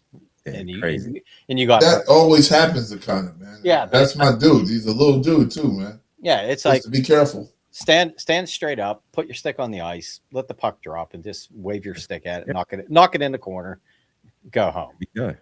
Yeah, but we'll see how that goes with him. because he's in the running too of possibly making Team Canada. So we'll see how that works. And as far as like, stats are going this year, McKinnon, he's got 58 points in 33 games. And like we talked about this probably the last 2 years, like Edmonton being like in a world of hurt, get out the gate, playing really bad. But lately, the last probably 2 weeks, they've been playing a lot better, and it's kind of the MO with them. They start out slow, and then they go and get on fire, and you can't stop them. I think McDavid had 4 points against the Penguins. Draisaitl had 4 points. He's the first German player to score or have 1,000 points in the NHL, and that was diabolical because they all like left the bench and hugged him right to the right, I think it was, of Skinner. it like after they scored, they all just that sucks, and that's their old goaltender. So it's like, yeah, come on, wait till he comes to the bench, mob him at the bench. But it is what it is. And then like I said, Celebrini from San Jose, he's got 51 points. Draisaitl, he's got 47 and 4, and then we got Bedard. He's got 44. He's probably like 7th or 8th. And then Carlson has 41. So we got like, 3 of these young guns that just came out in the last year or two, starting to show what they can do at the professional level. And the other night, Celebrini had like almost a Dennis Savard 360 move that he scored on. I was like, this kid got a lot of talent. So going forward, we'll see how that goes towards the end of the year when these teams start making the playoffs push. We'll see if these teams and the new guys in the rankings can, keep their place. But what I really want to get into is, my Penguins. Like I was talking earlier, I need to go get the gas can out of the garage. We about to burn it down. Oh my God, have they been absolutely dog shit in the last 2 weeks. And they came out at the beginning of the season, and that's the only thing that's saving them as to started off good. They're 6th in the division in the Metro. They're a couple points behind Jersey and the Capitals. But, they're down 3-0 to Ottawa tonight, so it's not looking good for tonight. But with them, I don't know what the hell's going on. So since the 7th of this month, they haven't won in 6 games. They had a couple overtimes where they got points, but they lost to Dallas 3-2. And then the Tuesday I was there, they were playing the Ducks. They were up 3-1 going into the third. They lost that game 4-3. The guy scored with 1/10 of a second left to tie the game, and then they lost in the shootout. Then that Thursday, they played Montreal. They lost 4-2. That game wasn't really that as close as the 2 goals shows. And then the kicker, I believe it was Saturday, they played San Jose. They were up 5-1 or 4-1 going into the third. Or no, it was 5-1 because they gave up 5 straight. And they lost that game 6-5 in overtime, not the shootout. And then Sunday rolled around and they played Utah. They were up 3-0 in the third period with 15 minutes left to go. They lost that game 5-4 in overtime. And then Tuesday, of course, they got beat up by Edmonton 6-4. Like, I don't know what the deal is with this team. Like, they're starting to get, like, they got Raquel back. They got Brazeau back. Lazat's still out. He's not a big scorer, but he's huge in the penalty kill and defensively and just forechecking. He's just annoying as hell because he never quits on a play. But their defense is absolutely atrocious. Like, they were trying to shoot for empty netters from their own end. Of course, they missed. They got the icing. Boom, puck back in the net. And it's like, this team cannot play defense to save their life. Goaltending is suspect. It has been all year. Jari, he had a good record when he came back from injury, but he will still let that stinker in every now and then. Like when they played Anaheim, the only goal that I thought that Shelovs gave up that was bad is he reached out to try to get the puck. And when he did that, of course, when you're straight up, you cover more of the net. When you lean down, you leave more of the upper part of the net. And he got scored on there. But I don't know what they need to do. I really don't. And it'll be interesting to see because apparently the Hoffman family from Chicago is looking to buy the Penguins. Yes. Mm-hmm. And I saw where the price was somewhere like 1.1. And I also saw where, recently they were, valued at 1.7.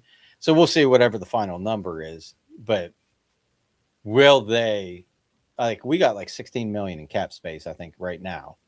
So they could go and get some people if they really wanted to. They got a shit ton of draft picks the next 3 years.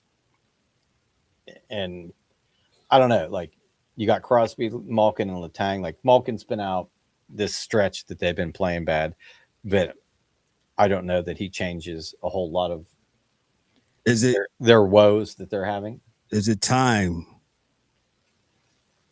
to move on? I think some of them, yes. Malkin, I don't. He's not going to be back. If he wants to continue to play, it'll be somewhere else. He's been there for a minute. So and they all, but Crosby, Malkin, and Letang have played 20 years together. Yes. So yes, I think. The jig is up, Dan. The jig is up. and you sound like you coming to Jesus moment, but Dan, it's over. Yeah, you just hold your breath. We haven't got to your Rangers yet. Right. We know we need to blow it up. I sent you the article. Yep. So possibly Letang won't be back. My biggest question is Crosby is not going to ask to be traded.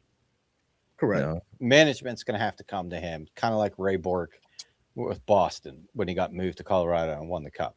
Yeah. It'll be come around trade deadline. They're going to be like, look, we're not going anywhere. We're rebuilding. Yeah, we don't want you. We don't want you. Everything you've done for this city, we don't want to put you through that. We want you to go somewhere else where you have a chance to win. Guess they're not going to do him like great Chris friends. Paul. Yeah, he's great friends with McKinnon. Who? In Colorado. I said they're not going to do him like Chris Paul, and No. Chris Paul did that to himself. Whatever. He did. But, yeah. We talked about that. But that's the thing is, does he end up in Colorado or does he end up in maybe Montreal? Because that was his team when he was a kid. We'll see. Knowing Sid, he'll just be like, "Nah, I'm staying until I retire. I got 2 more years left or whatever. I'm just gonna play it out." But is that what you feel, or that's what you? That's how I feel that he is. That he's not going to abandon ship. The only way he's going to leave is if management says, "Hey, we understand that you don't want to go, but we're going to send you to Colorado. We're going to get Landeskog or one of their good players, and we're talking and some picks and stuff. But you go and try to win another cup." So that's kind of how I think that might go. Because if he says no, I think he'll say no anyway, and he'll just play out his career in Pittsburgh until he decides he wants to hang him up. He's like Mario; he's not going to go somewhere else. Okay. And then lastly, we get to your Rangers. This team, it's Jekyll and Hyde, bro. This is like watching the Penguins of like 2-3 years ago. One game they come out and they play great. They have a comeback victory the other night against Montreal. Look really good. Yeah. They look like they know what they're doing. They scored 5 goals at home, which wow. And then, they played last night, I think it was, or the night before against the Canucks, and they lose 3-0. And it seems like they have no idea what they're doing. Like your core, Panarin, Zibanejad, JT Miller, he like we talked about, when Avery had his little diagram of watching him just give up on a play. Like There's so many issues with that team right now. A bit schizo. And like I told Kevin, it's not the coach. Like, that's the players. Like they've hit their ceiling, and now they're on their way down. Probably the only guy on that roster will get you good return, like, you know, maybe somewhere in the neighborhood of Quinn Hughes, would be Panarin. Like Zibanejad, no. Like Lafayette is probably one of your better players, the younger players. And, you know, I don't see a lot of teams lining up to get him. He's not the most fleet of foot, but he's a good young talent. Like, that's kind of where they need to be like, hey, let's build this team around this guy, get some more youth into the lineup, more speed, you know, more grit. Like your boy, I saw they played Anaheim the other night and they lost 4-1. And Johnston, for the Ducks, was trying to get your boy Rempe in a fight. And I just, it brought tears to my eyes just from laughter that like, here he go clowning us. Go ahead. No, like, you guys know, like, hockey players do not complain about injuries, or like, we could see back in the day, Campbell, the forward for Boston, blocked a shot and broke his leg. It's very rare. Stayed out on the ice until they cleared the puck out of the zone. 45 seconds later, got pushed from behind so he could glide to the bench and went off. Yeah, had to get a guy in Dallas, I forget his name, the defenseman that had the heart attack on the bench. They brought him back, and he's like, hey, I still want to play. And they're like, no, bro, you got to go down the runway. You can't play. But like, you see guys, you know, they get their tooth knocked out with a high stick. They get caught, they get stitches, they come right back. Like, Rempe was out there, and the guy wanted to fight him, and he like took his glove off, and he's like, look at my thumb. I can't fight you. It's all messed up. It's broken stuff. I can't fight you. Come on, bro. If you didn't learn anything at this point, when it comes, especially if you're a pugilist like Rempe, if your right hand has your thumb's fucked up, grab him by the jersey with that hand and throw lefts. Like, don't use an excuse that you can't throw. Like, I get it. Like, if your hand's in a cast and you're playing with a cast, but if you're good enough to go out there without anything on your thumb, you can still fight. But like, I thought you guys, these next few games that you had, you're playing a lot of the teams that are at the bottom. Like, the Canucks, you should beat them. Doesn't matter. You can't score. Yeah. So you lost 3 to them, 3-0 to them. And I want to say, let me see if I can pull up the scores real quick, because I want to say you guys are playing St. Louis tonight. I got you. Go ahead. And another team that's down year for them. And then you play Philly, which they're 0-0 in the first, so you're all right so far. And then you got Philly on Saturday, the Flyers, which, like I said, they've been playing a lot better this year. And the Predators. Then you got the Predators after that. So I was like, you guys should have been able to pick up a few points. Because here's the thing, too. Like, out of the Metro, you guys have played the most games. You played 35 games going in tonight. So you got St. Louis, 36, 37 for Flyers Sunday. By the end of the weekend, you're going to have 37 games played. And you're what? 2 points ahead of Columbus for the bottom. And they've only played 33 games. So, like, both of those teams, I believe something has to change. With my Penguins, they got to figure it out. Like, Carlson and Letang are basically the same player. Neither one knows how to play defense. And it's killing him. And here, my thought on that too is, watching these games late, they shouldn't even be on the ice. Like, they're that much of a liability defensively.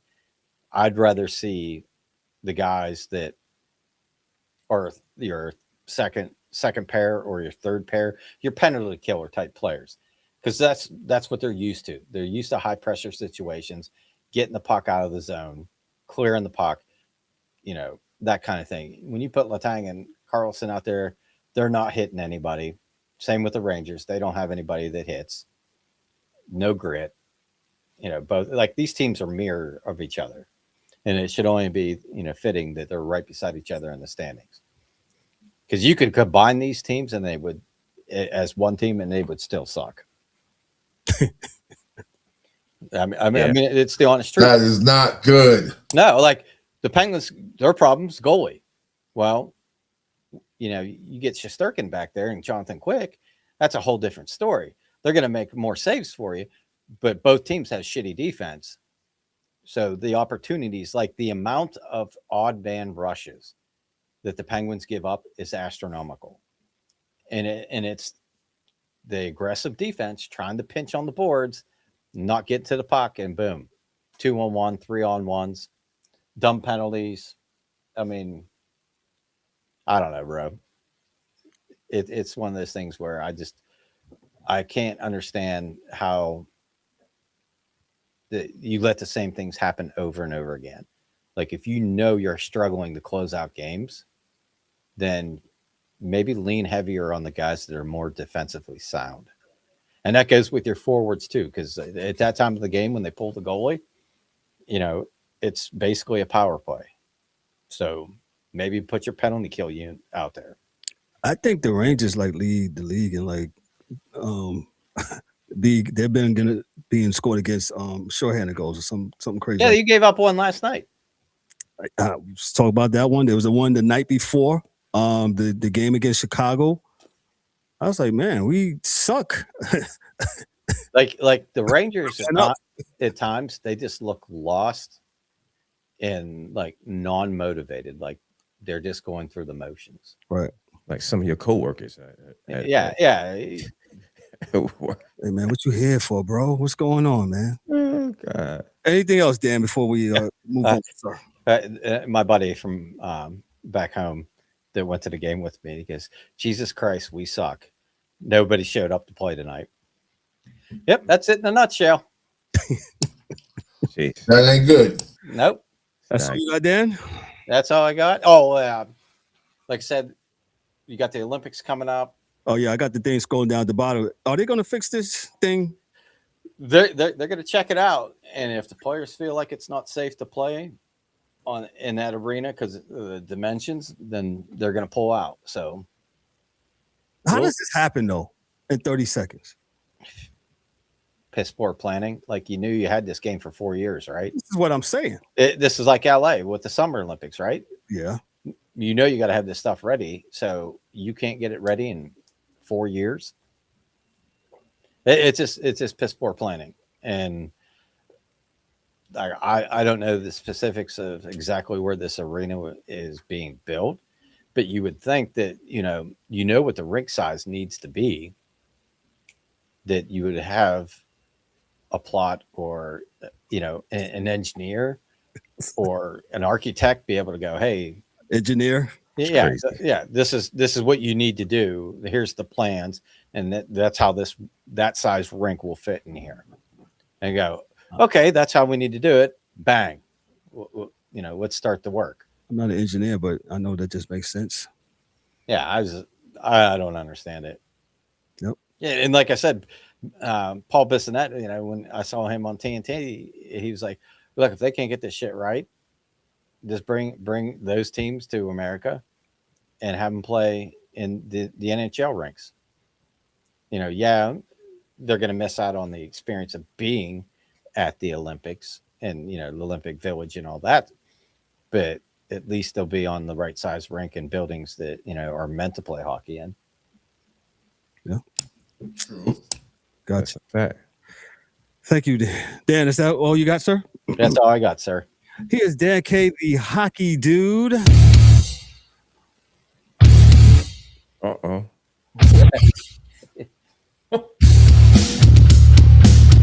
We'll have some graphics up very soon for Dan. That's his little chime in music and time out music. So shout out to Dan. I like that. Uh-oh. Hey. Sounds like we're getting ready for warm-ups. Yeah. All right, next is the NBA segment. What up? Over. Hold on. Uh-oh. Hey, man. I don't know how you picked that. That's a groovy, man. What you talking about, man? Yeah. I didn't say it was bad. I did not say it was bad. See?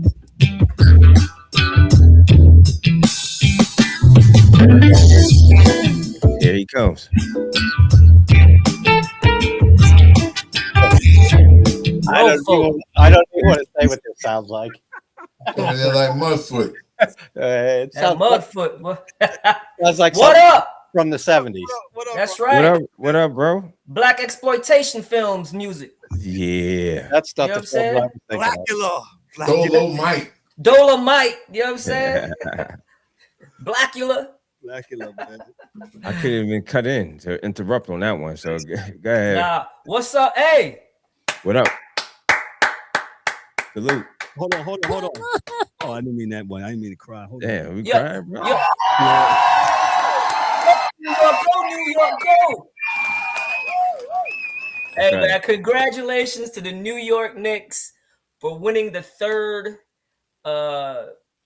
in-season tournament cup championship. And y'all better put a banner up. If the Lakers put a banner up and Milwaukee pull a banner up, let me hold on. Wait. No, sir. Hold up. No, sir.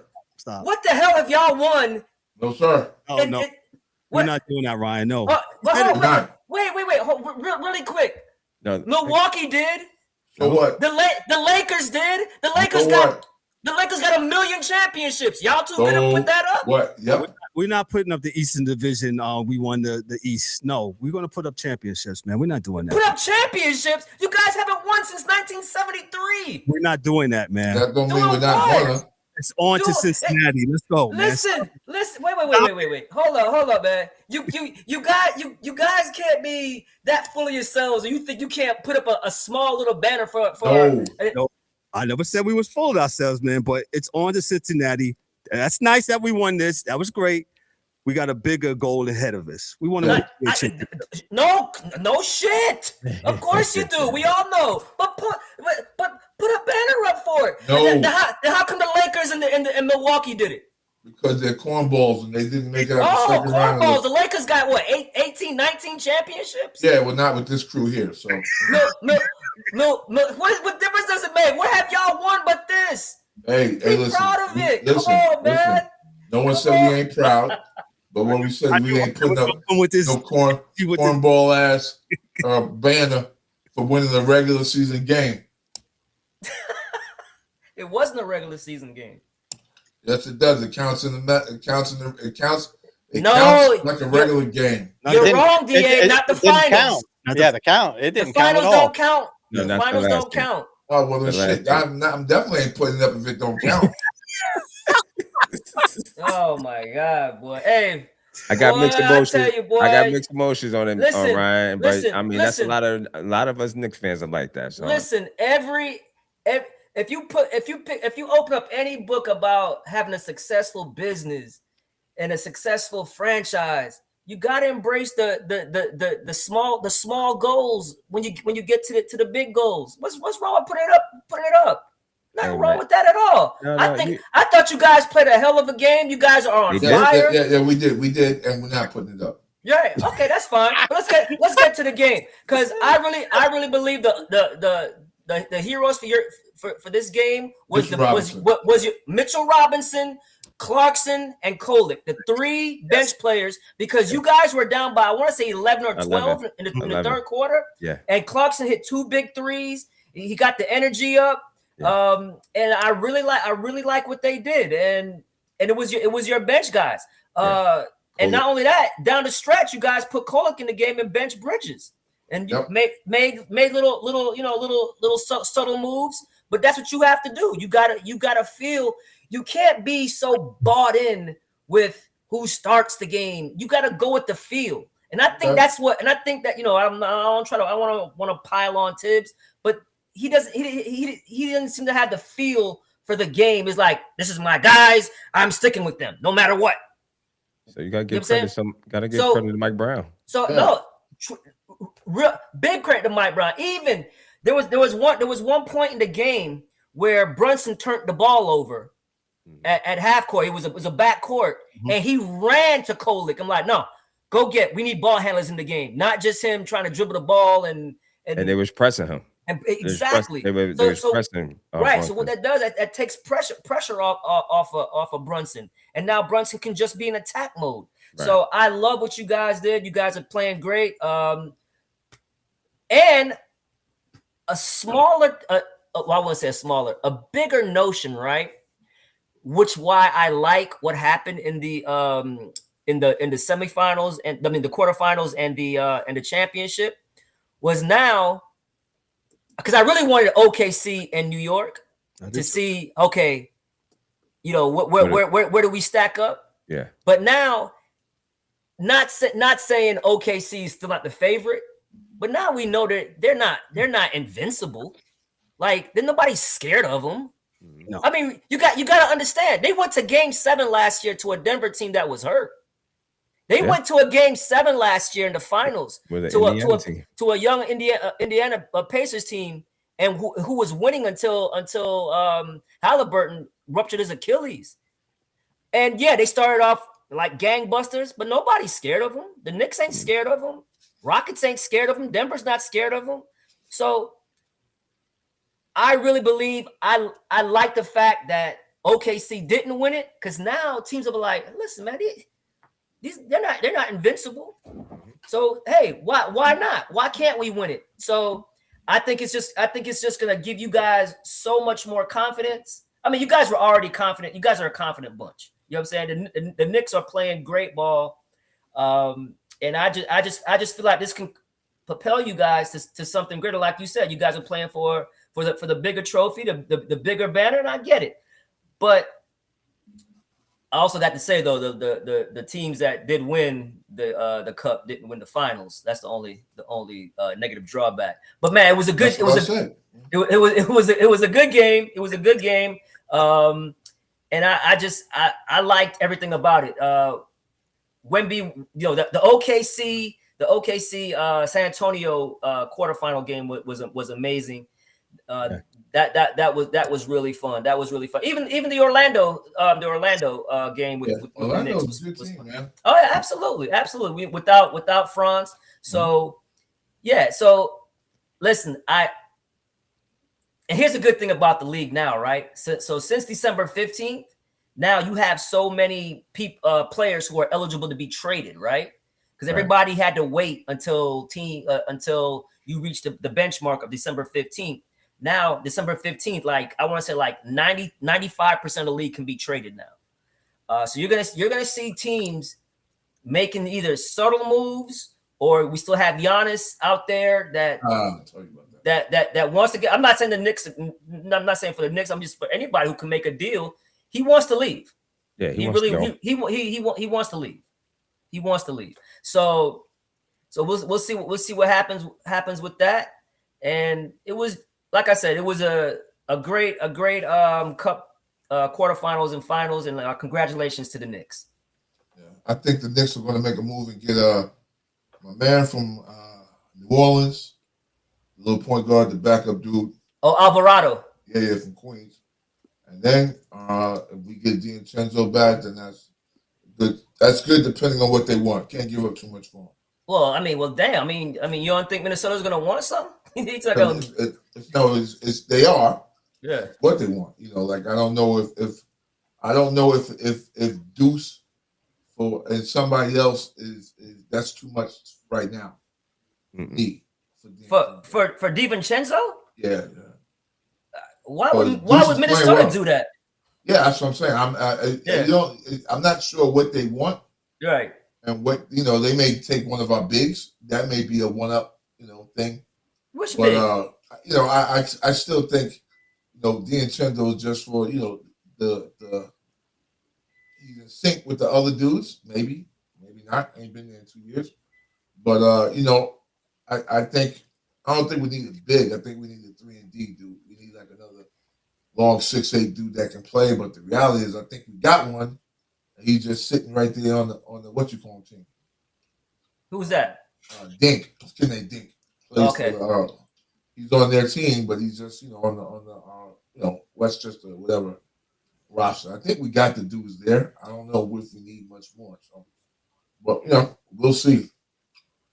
I don't think we need much more, but it's going to be interesting. Though. But if you bring in an Alvarado, you don't like what you're seeing from, or you just think he's too young right now from Kolek? Because I like no. I like them too. I just think you need 3 because with injuries. That's a good point. That's a good point. The thing is, Alvarado plays 94 feet defense. Like, he's gonna pick you up. He's gonna pick you up for sure. Which means you're speeding up the other team, and you're gonna make them do things maybe they don't want to do, which maybe you get some easy turnovers. But I think probably in the West, it looks like there's going to be a lot of moves as well. It's going to be interesting. It's going to be. I think Cleveland is going to be a seller because it's just not coming together out there. What is going on with them? It's just not coming together. They lost last night. Yeah. They lost to the Hornets. Yeah, It's just not coming together, man. And you kind of don't know. Like they're too big. The 2 big guys on that squad are not going anywhere. But I think Garland and the rest of those fools are probably, on the block. I would assume so. I just don't think, of course, Spider and Big Man, the 2 big dudes are going to be there. Afro and what's his name, but I do believe that they're going to be sellers. I don't know what the heck Philly's going to do. I really don't care. I mean, I don't know. They got players, but they don't have players that they can move. No. Yeah. So, Maxey can't go nowhere. Podcast P, MB. I'm sorry. Go ahead. I'm sorry. No, I actually think Philly likes their team, to be honest with you. I think if they're healthy, yeah, exactly. I just think it's just about health with them. Yeah. They've already got the pieces in place. It's just about the health and the health where they can play together and gel together. It's hard when you can't play a back-to-back, even though there's not as many, or it's hard when you're sitting out 5 straight games. I'm talking about Embiid, Paul George. So it's all about it's all about them meshing together. So I don't think. I don't know. You tell me, Ryan, but I don't think that is a recipe for winning anything if your dudes are always out.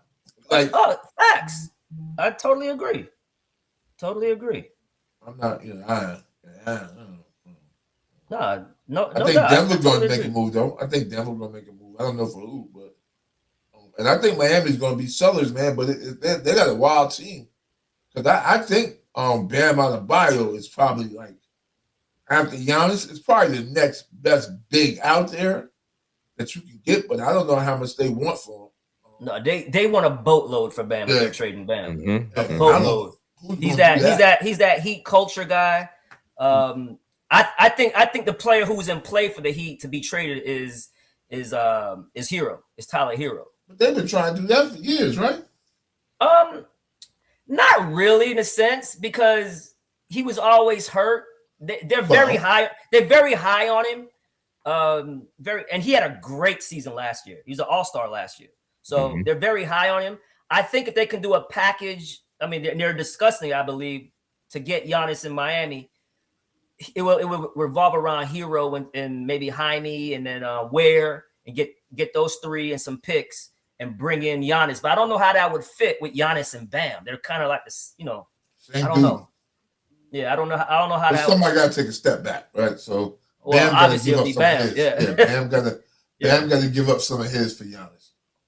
So which is like I don't know. Yeah. Yeah, so as long as they got guards, I guess those 2 can get fed. Yeah, and Hero's also from Milwaukee, so I know he wouldn't be mad at that. So I wouldn't be bad. Yeah, so I don't know. It's just been a lot of disappointing teams, man. Like the Clippers are disappointing. Can't trade none of those old fools either. Right. Nobody. Their value is so low right now. They're like stuck with them. Yeah. It's knew that was coming. Yeah, it's crazy. It's crazy. And they like a car. They're what they call it when you're undervaluing a car. You're upside down. Upside down. Yeah, upside down. Steve Ballmer way upside down. He underwater. Yeah. Get that He's gap. drowning. He's drowning. Get the gap protection. Yeah, get that gap. Hey Ryan, real quick, what you think about the Christmas Day? We got Christmas coming up. Shout out I to love it, everybody who man. celebrated. We got a lot of Christmas games. The Christmas 4, 5. It's Games. five games. I wanna say it's We got Cleveland and New York at 12 o'clock. That's not a good game. San Antonio versus Oklahoma City at 2:30. That should be good. 5 o'clock game is Dallas Mavericks against the Golden State Warriors. Got the Rockets and the Lakers.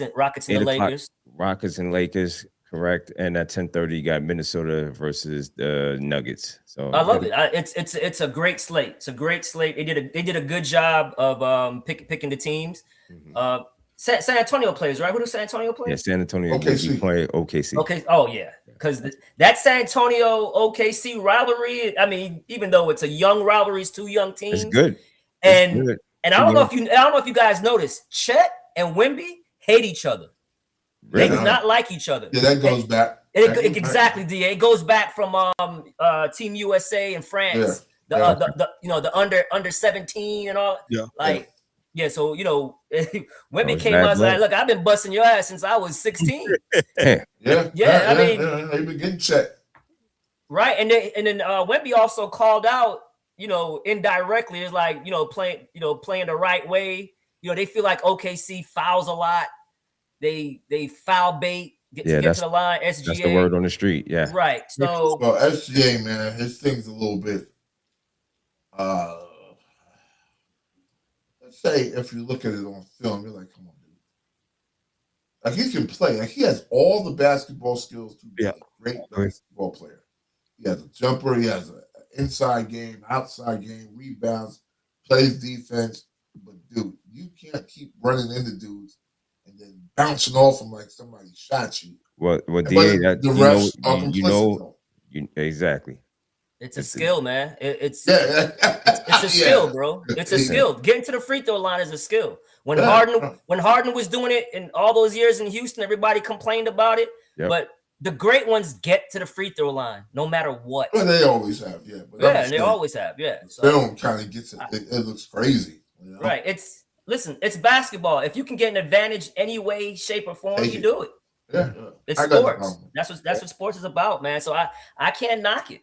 I mean, Brunson does it. I don't hate it. I don't hate it. So you just gotta have a coach that says it brings it to their attention. Hey, right? You got Phil Jackson. Phil Jackson was a master of that. Yes, bringing stuff to these coaches' attention. The referees' attention, letting them know, hey, here that. But SGA and Brunson. I mean, they like the kings of it. They get away with it right now. They're the ones that lower their shoulder for whatever reason. And, it's all separation. And it's so, and the way that Brunson does it, he does it within the play. If you know, correct. Brunson's what, like, man, he's like probably like 6 foot. Yeah, 6'3". Hell no. Maybe. No, 6 foot, man. Like 6 foot, bro. Okay. 6'3". 6 foot. Yeah. So but he's so compact and strong. He has a strong base. Great footwork for a guard. He has low post skill footwork, and he's very crafty. And what he does, he'll always nudge you with. He'll dip his shoulders ever so slightly, just to get you off balance, to put him on balance. He likes that contact. So he plays, even though he's not tall, he plays very physical. Yeah. Right. So you gotta try to find a way to keep distance, but he's gonna run into your chest. Oh yeah, he's coming.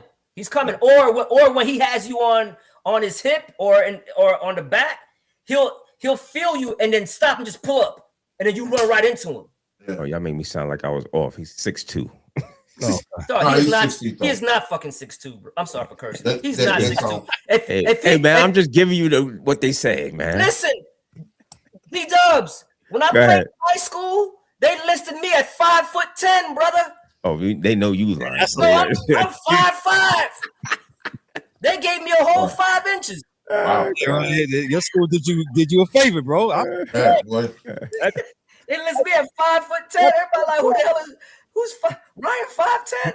Hey man, I wish I would have kept the program, man. But you got to give those guys credit, man. Yeah, I know fans don't like it. It's a lot of free throws, borderline flopping or foul baiting. Fans, some of the players don't like it. They but Facts. But the reason why they don't like it is because they can't do it. Right. Yeah, everybody can't get it. Everybody can't do it. So Right. that's the greatness, man. That's the greatness. Right. So go ahead. I'm sorry. no, I mean, I said, what you got? No, Yeah. I was gonna say, I had to scroll it down here. The big ticket, Kevin Garnett, he returns, looks like as an ambassador back to Minnesota to the Yes. What's your thoughts on that, sir? Yeah, well, you know, he had a falling out with the owner. He had a big yes. Had a falling out. Kicked his ass up out of there. Right.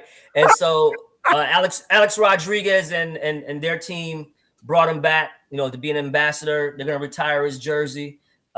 He also got stakes within the Minnesota Lynx as well. So so it's like because the ownership of you know, of course, Minnesota owns part of the Lynx. So yeah, it's long overdue, right? You know, you always we all. Nah, it's been a long it was a while since the beat, almost 10 years. Yeah. 16 or something like that. Yeah, wow. Right, because I think it all stemmed from after he retired. He was supposed to get like shares in the team, and or ownership shares in the team, and the owner reneged on it, and you know, kind of like. You know, they can do it to Michael Jordan. They can do it to him. Yeah, facts, right? So, 2008. Yeah, so that's what stemmed from, man. And listen, man, Kevin Garnett back in Minnesota. You know, what more can you ask for? That's just you know that's just a special player. The big ticket. You know, the big ticket. He was a monster when he was there, though. When he was for it. Hey, those teams with him and Marbury, baby, woo! Man, I wish they could have kept that together, man. That was fun. Shout out that to was fun. Steph. What's up, Steph? You know what it is? Oh yeah. That was fun, man. But yeah, and also they're gonna make a decision 2026 about expansion. Because Stern came out and said that they don't want to keep cities like Seattle waiting, you know, are we gonna get it? Are we gonna get it or not? You know what I'm saying? Like a decision has to be made. Like, well, I don't know why would you keep people waiting, man? Like, you know what you want to do, man. Like, listen, it's gonna be Seattle and Las Vegas. Yeah, are you waiting for LeBron to quit so y'all can give him Vegas before? Like, come on, man. That's in play for sure.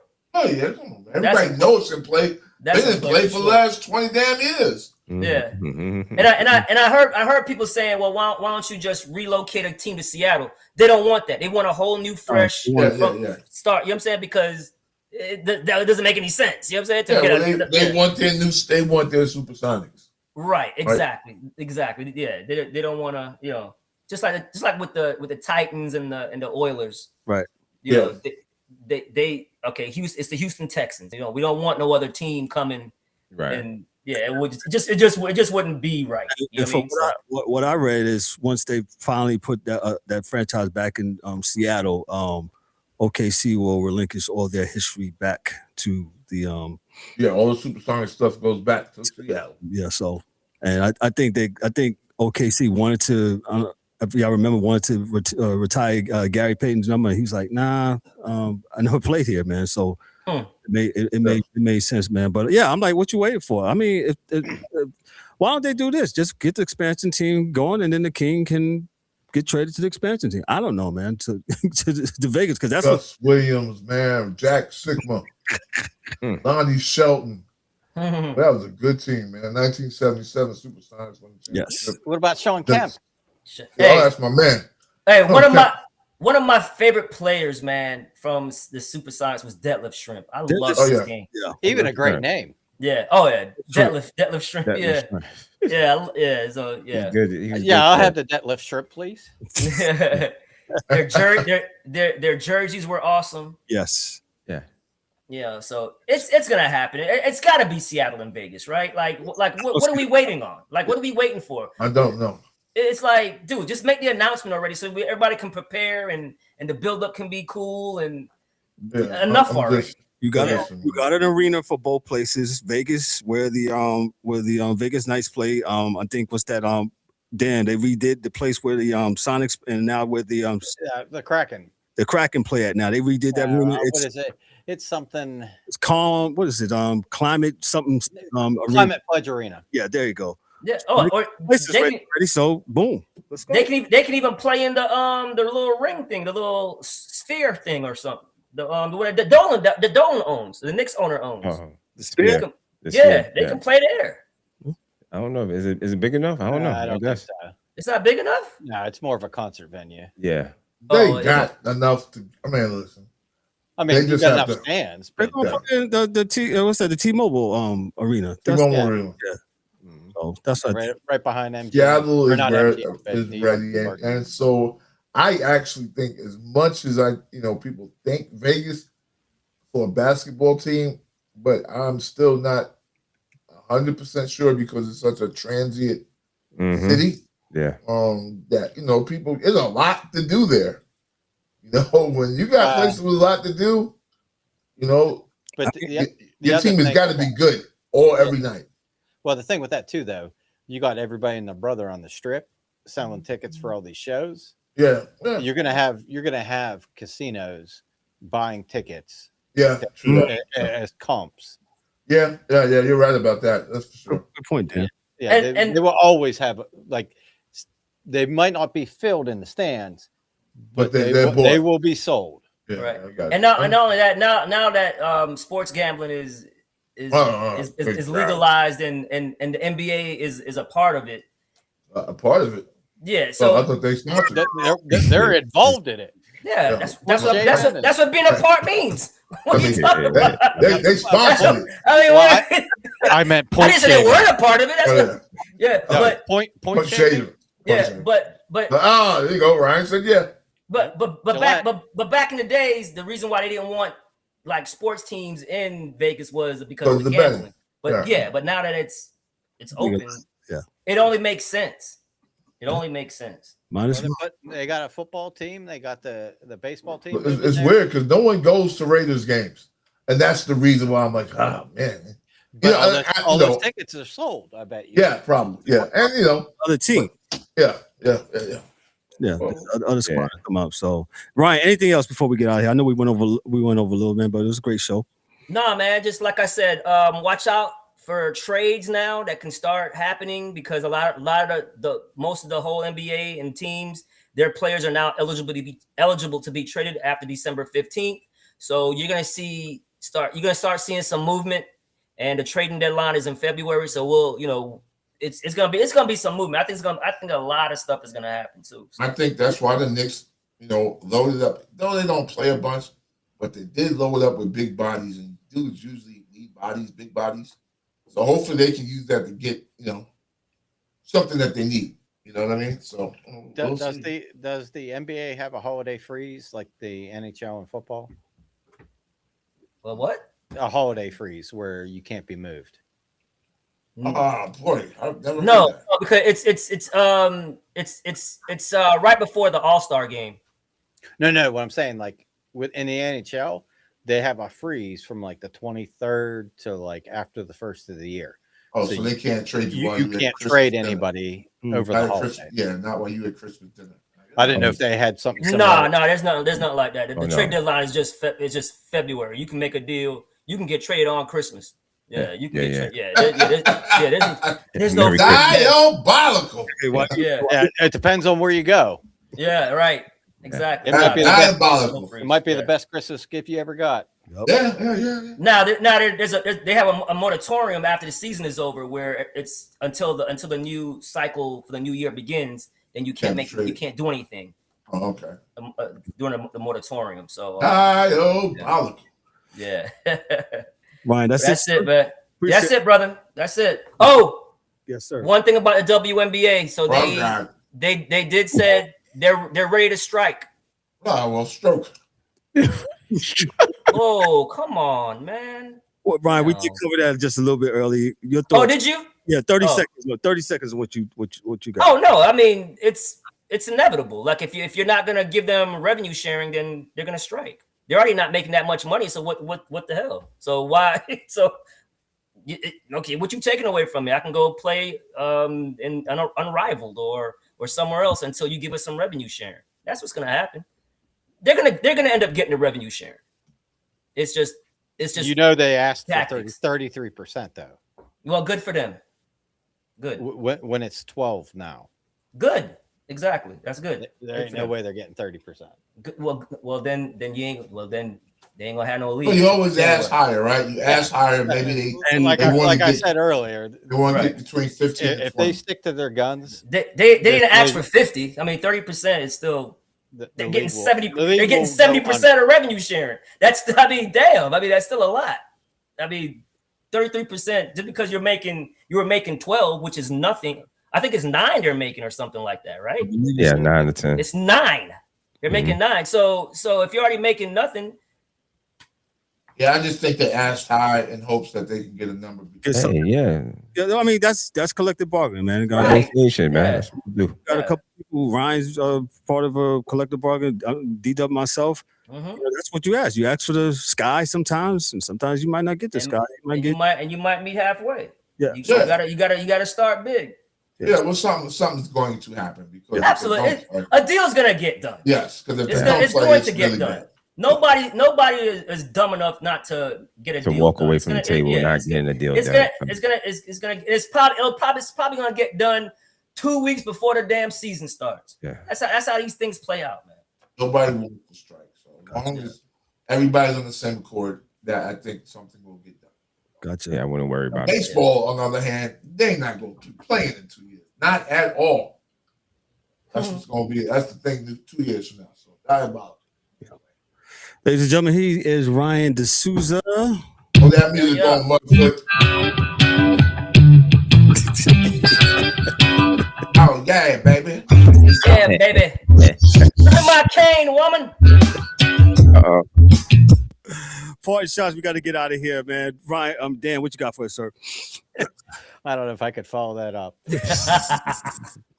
I need my. Hey, we got the music. There you go. I need my 70s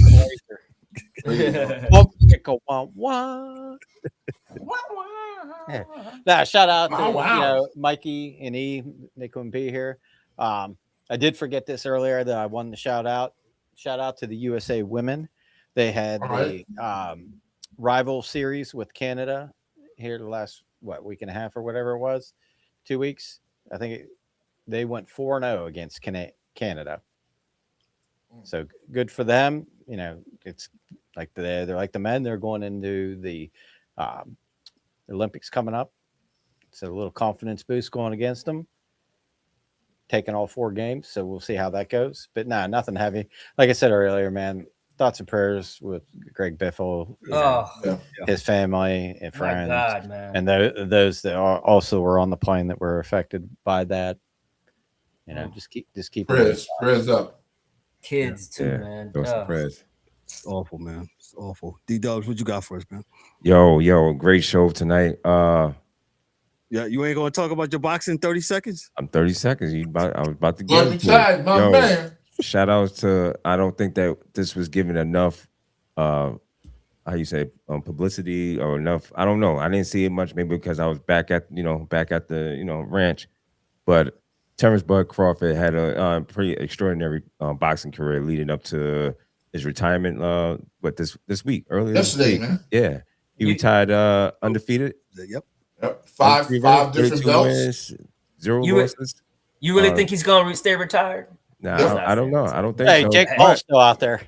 Listen, man. He's messing with him with the stripping his titles, man. There's too much money for him to make because he hasn't really made a lot of money. Absolutely but there's really nobody to fight him.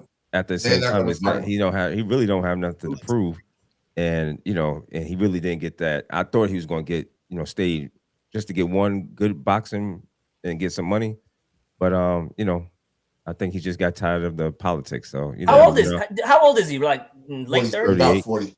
No, is he about 40 already? Yeah, he's 38 years old. 38. Yeah, wow. 38. Okay. All right. I'm here to think he's like early 30s. Bud did a lot of years. He did waiting for dudes to fight him. He's 38. That wouldn't fight him.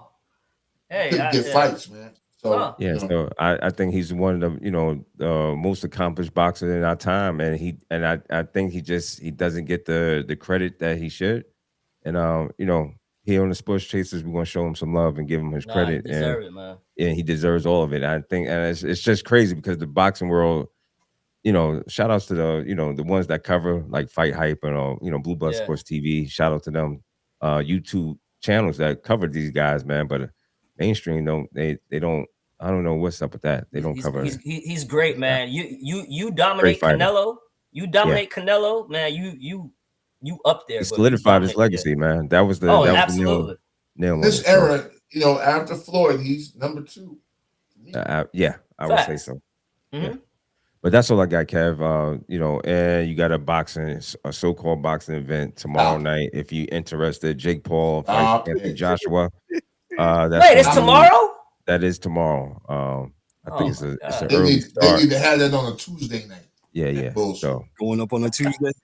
Merry Christmas to all you guys, and if you celebrate whatever it is, enjoy the holidays. It's here. The DA is back. I ain't got no music for DA. Yeah. You don't want no music for me because I start dropping them big R's. Darth Vader. Reality is, thank you. Glad to be back, and about to go back to work. So, love you guys. Yeah, appreciate it, man. Like I said, I know we went over a little long, man, but it's just good to have everybody back, man. And we're looking for the future, man. That's how this is gonna roll. Ryan, what you got for us, sir? Nothing much, man. Just enjoy those college football games. I know we kind of like dogging college football the way the process is going, but it's gonna be some good games. Gonna be some good games, man. That Miami, Texas A&M is gonna be a good game. It's gonna be a good game. It's gonna be a good game.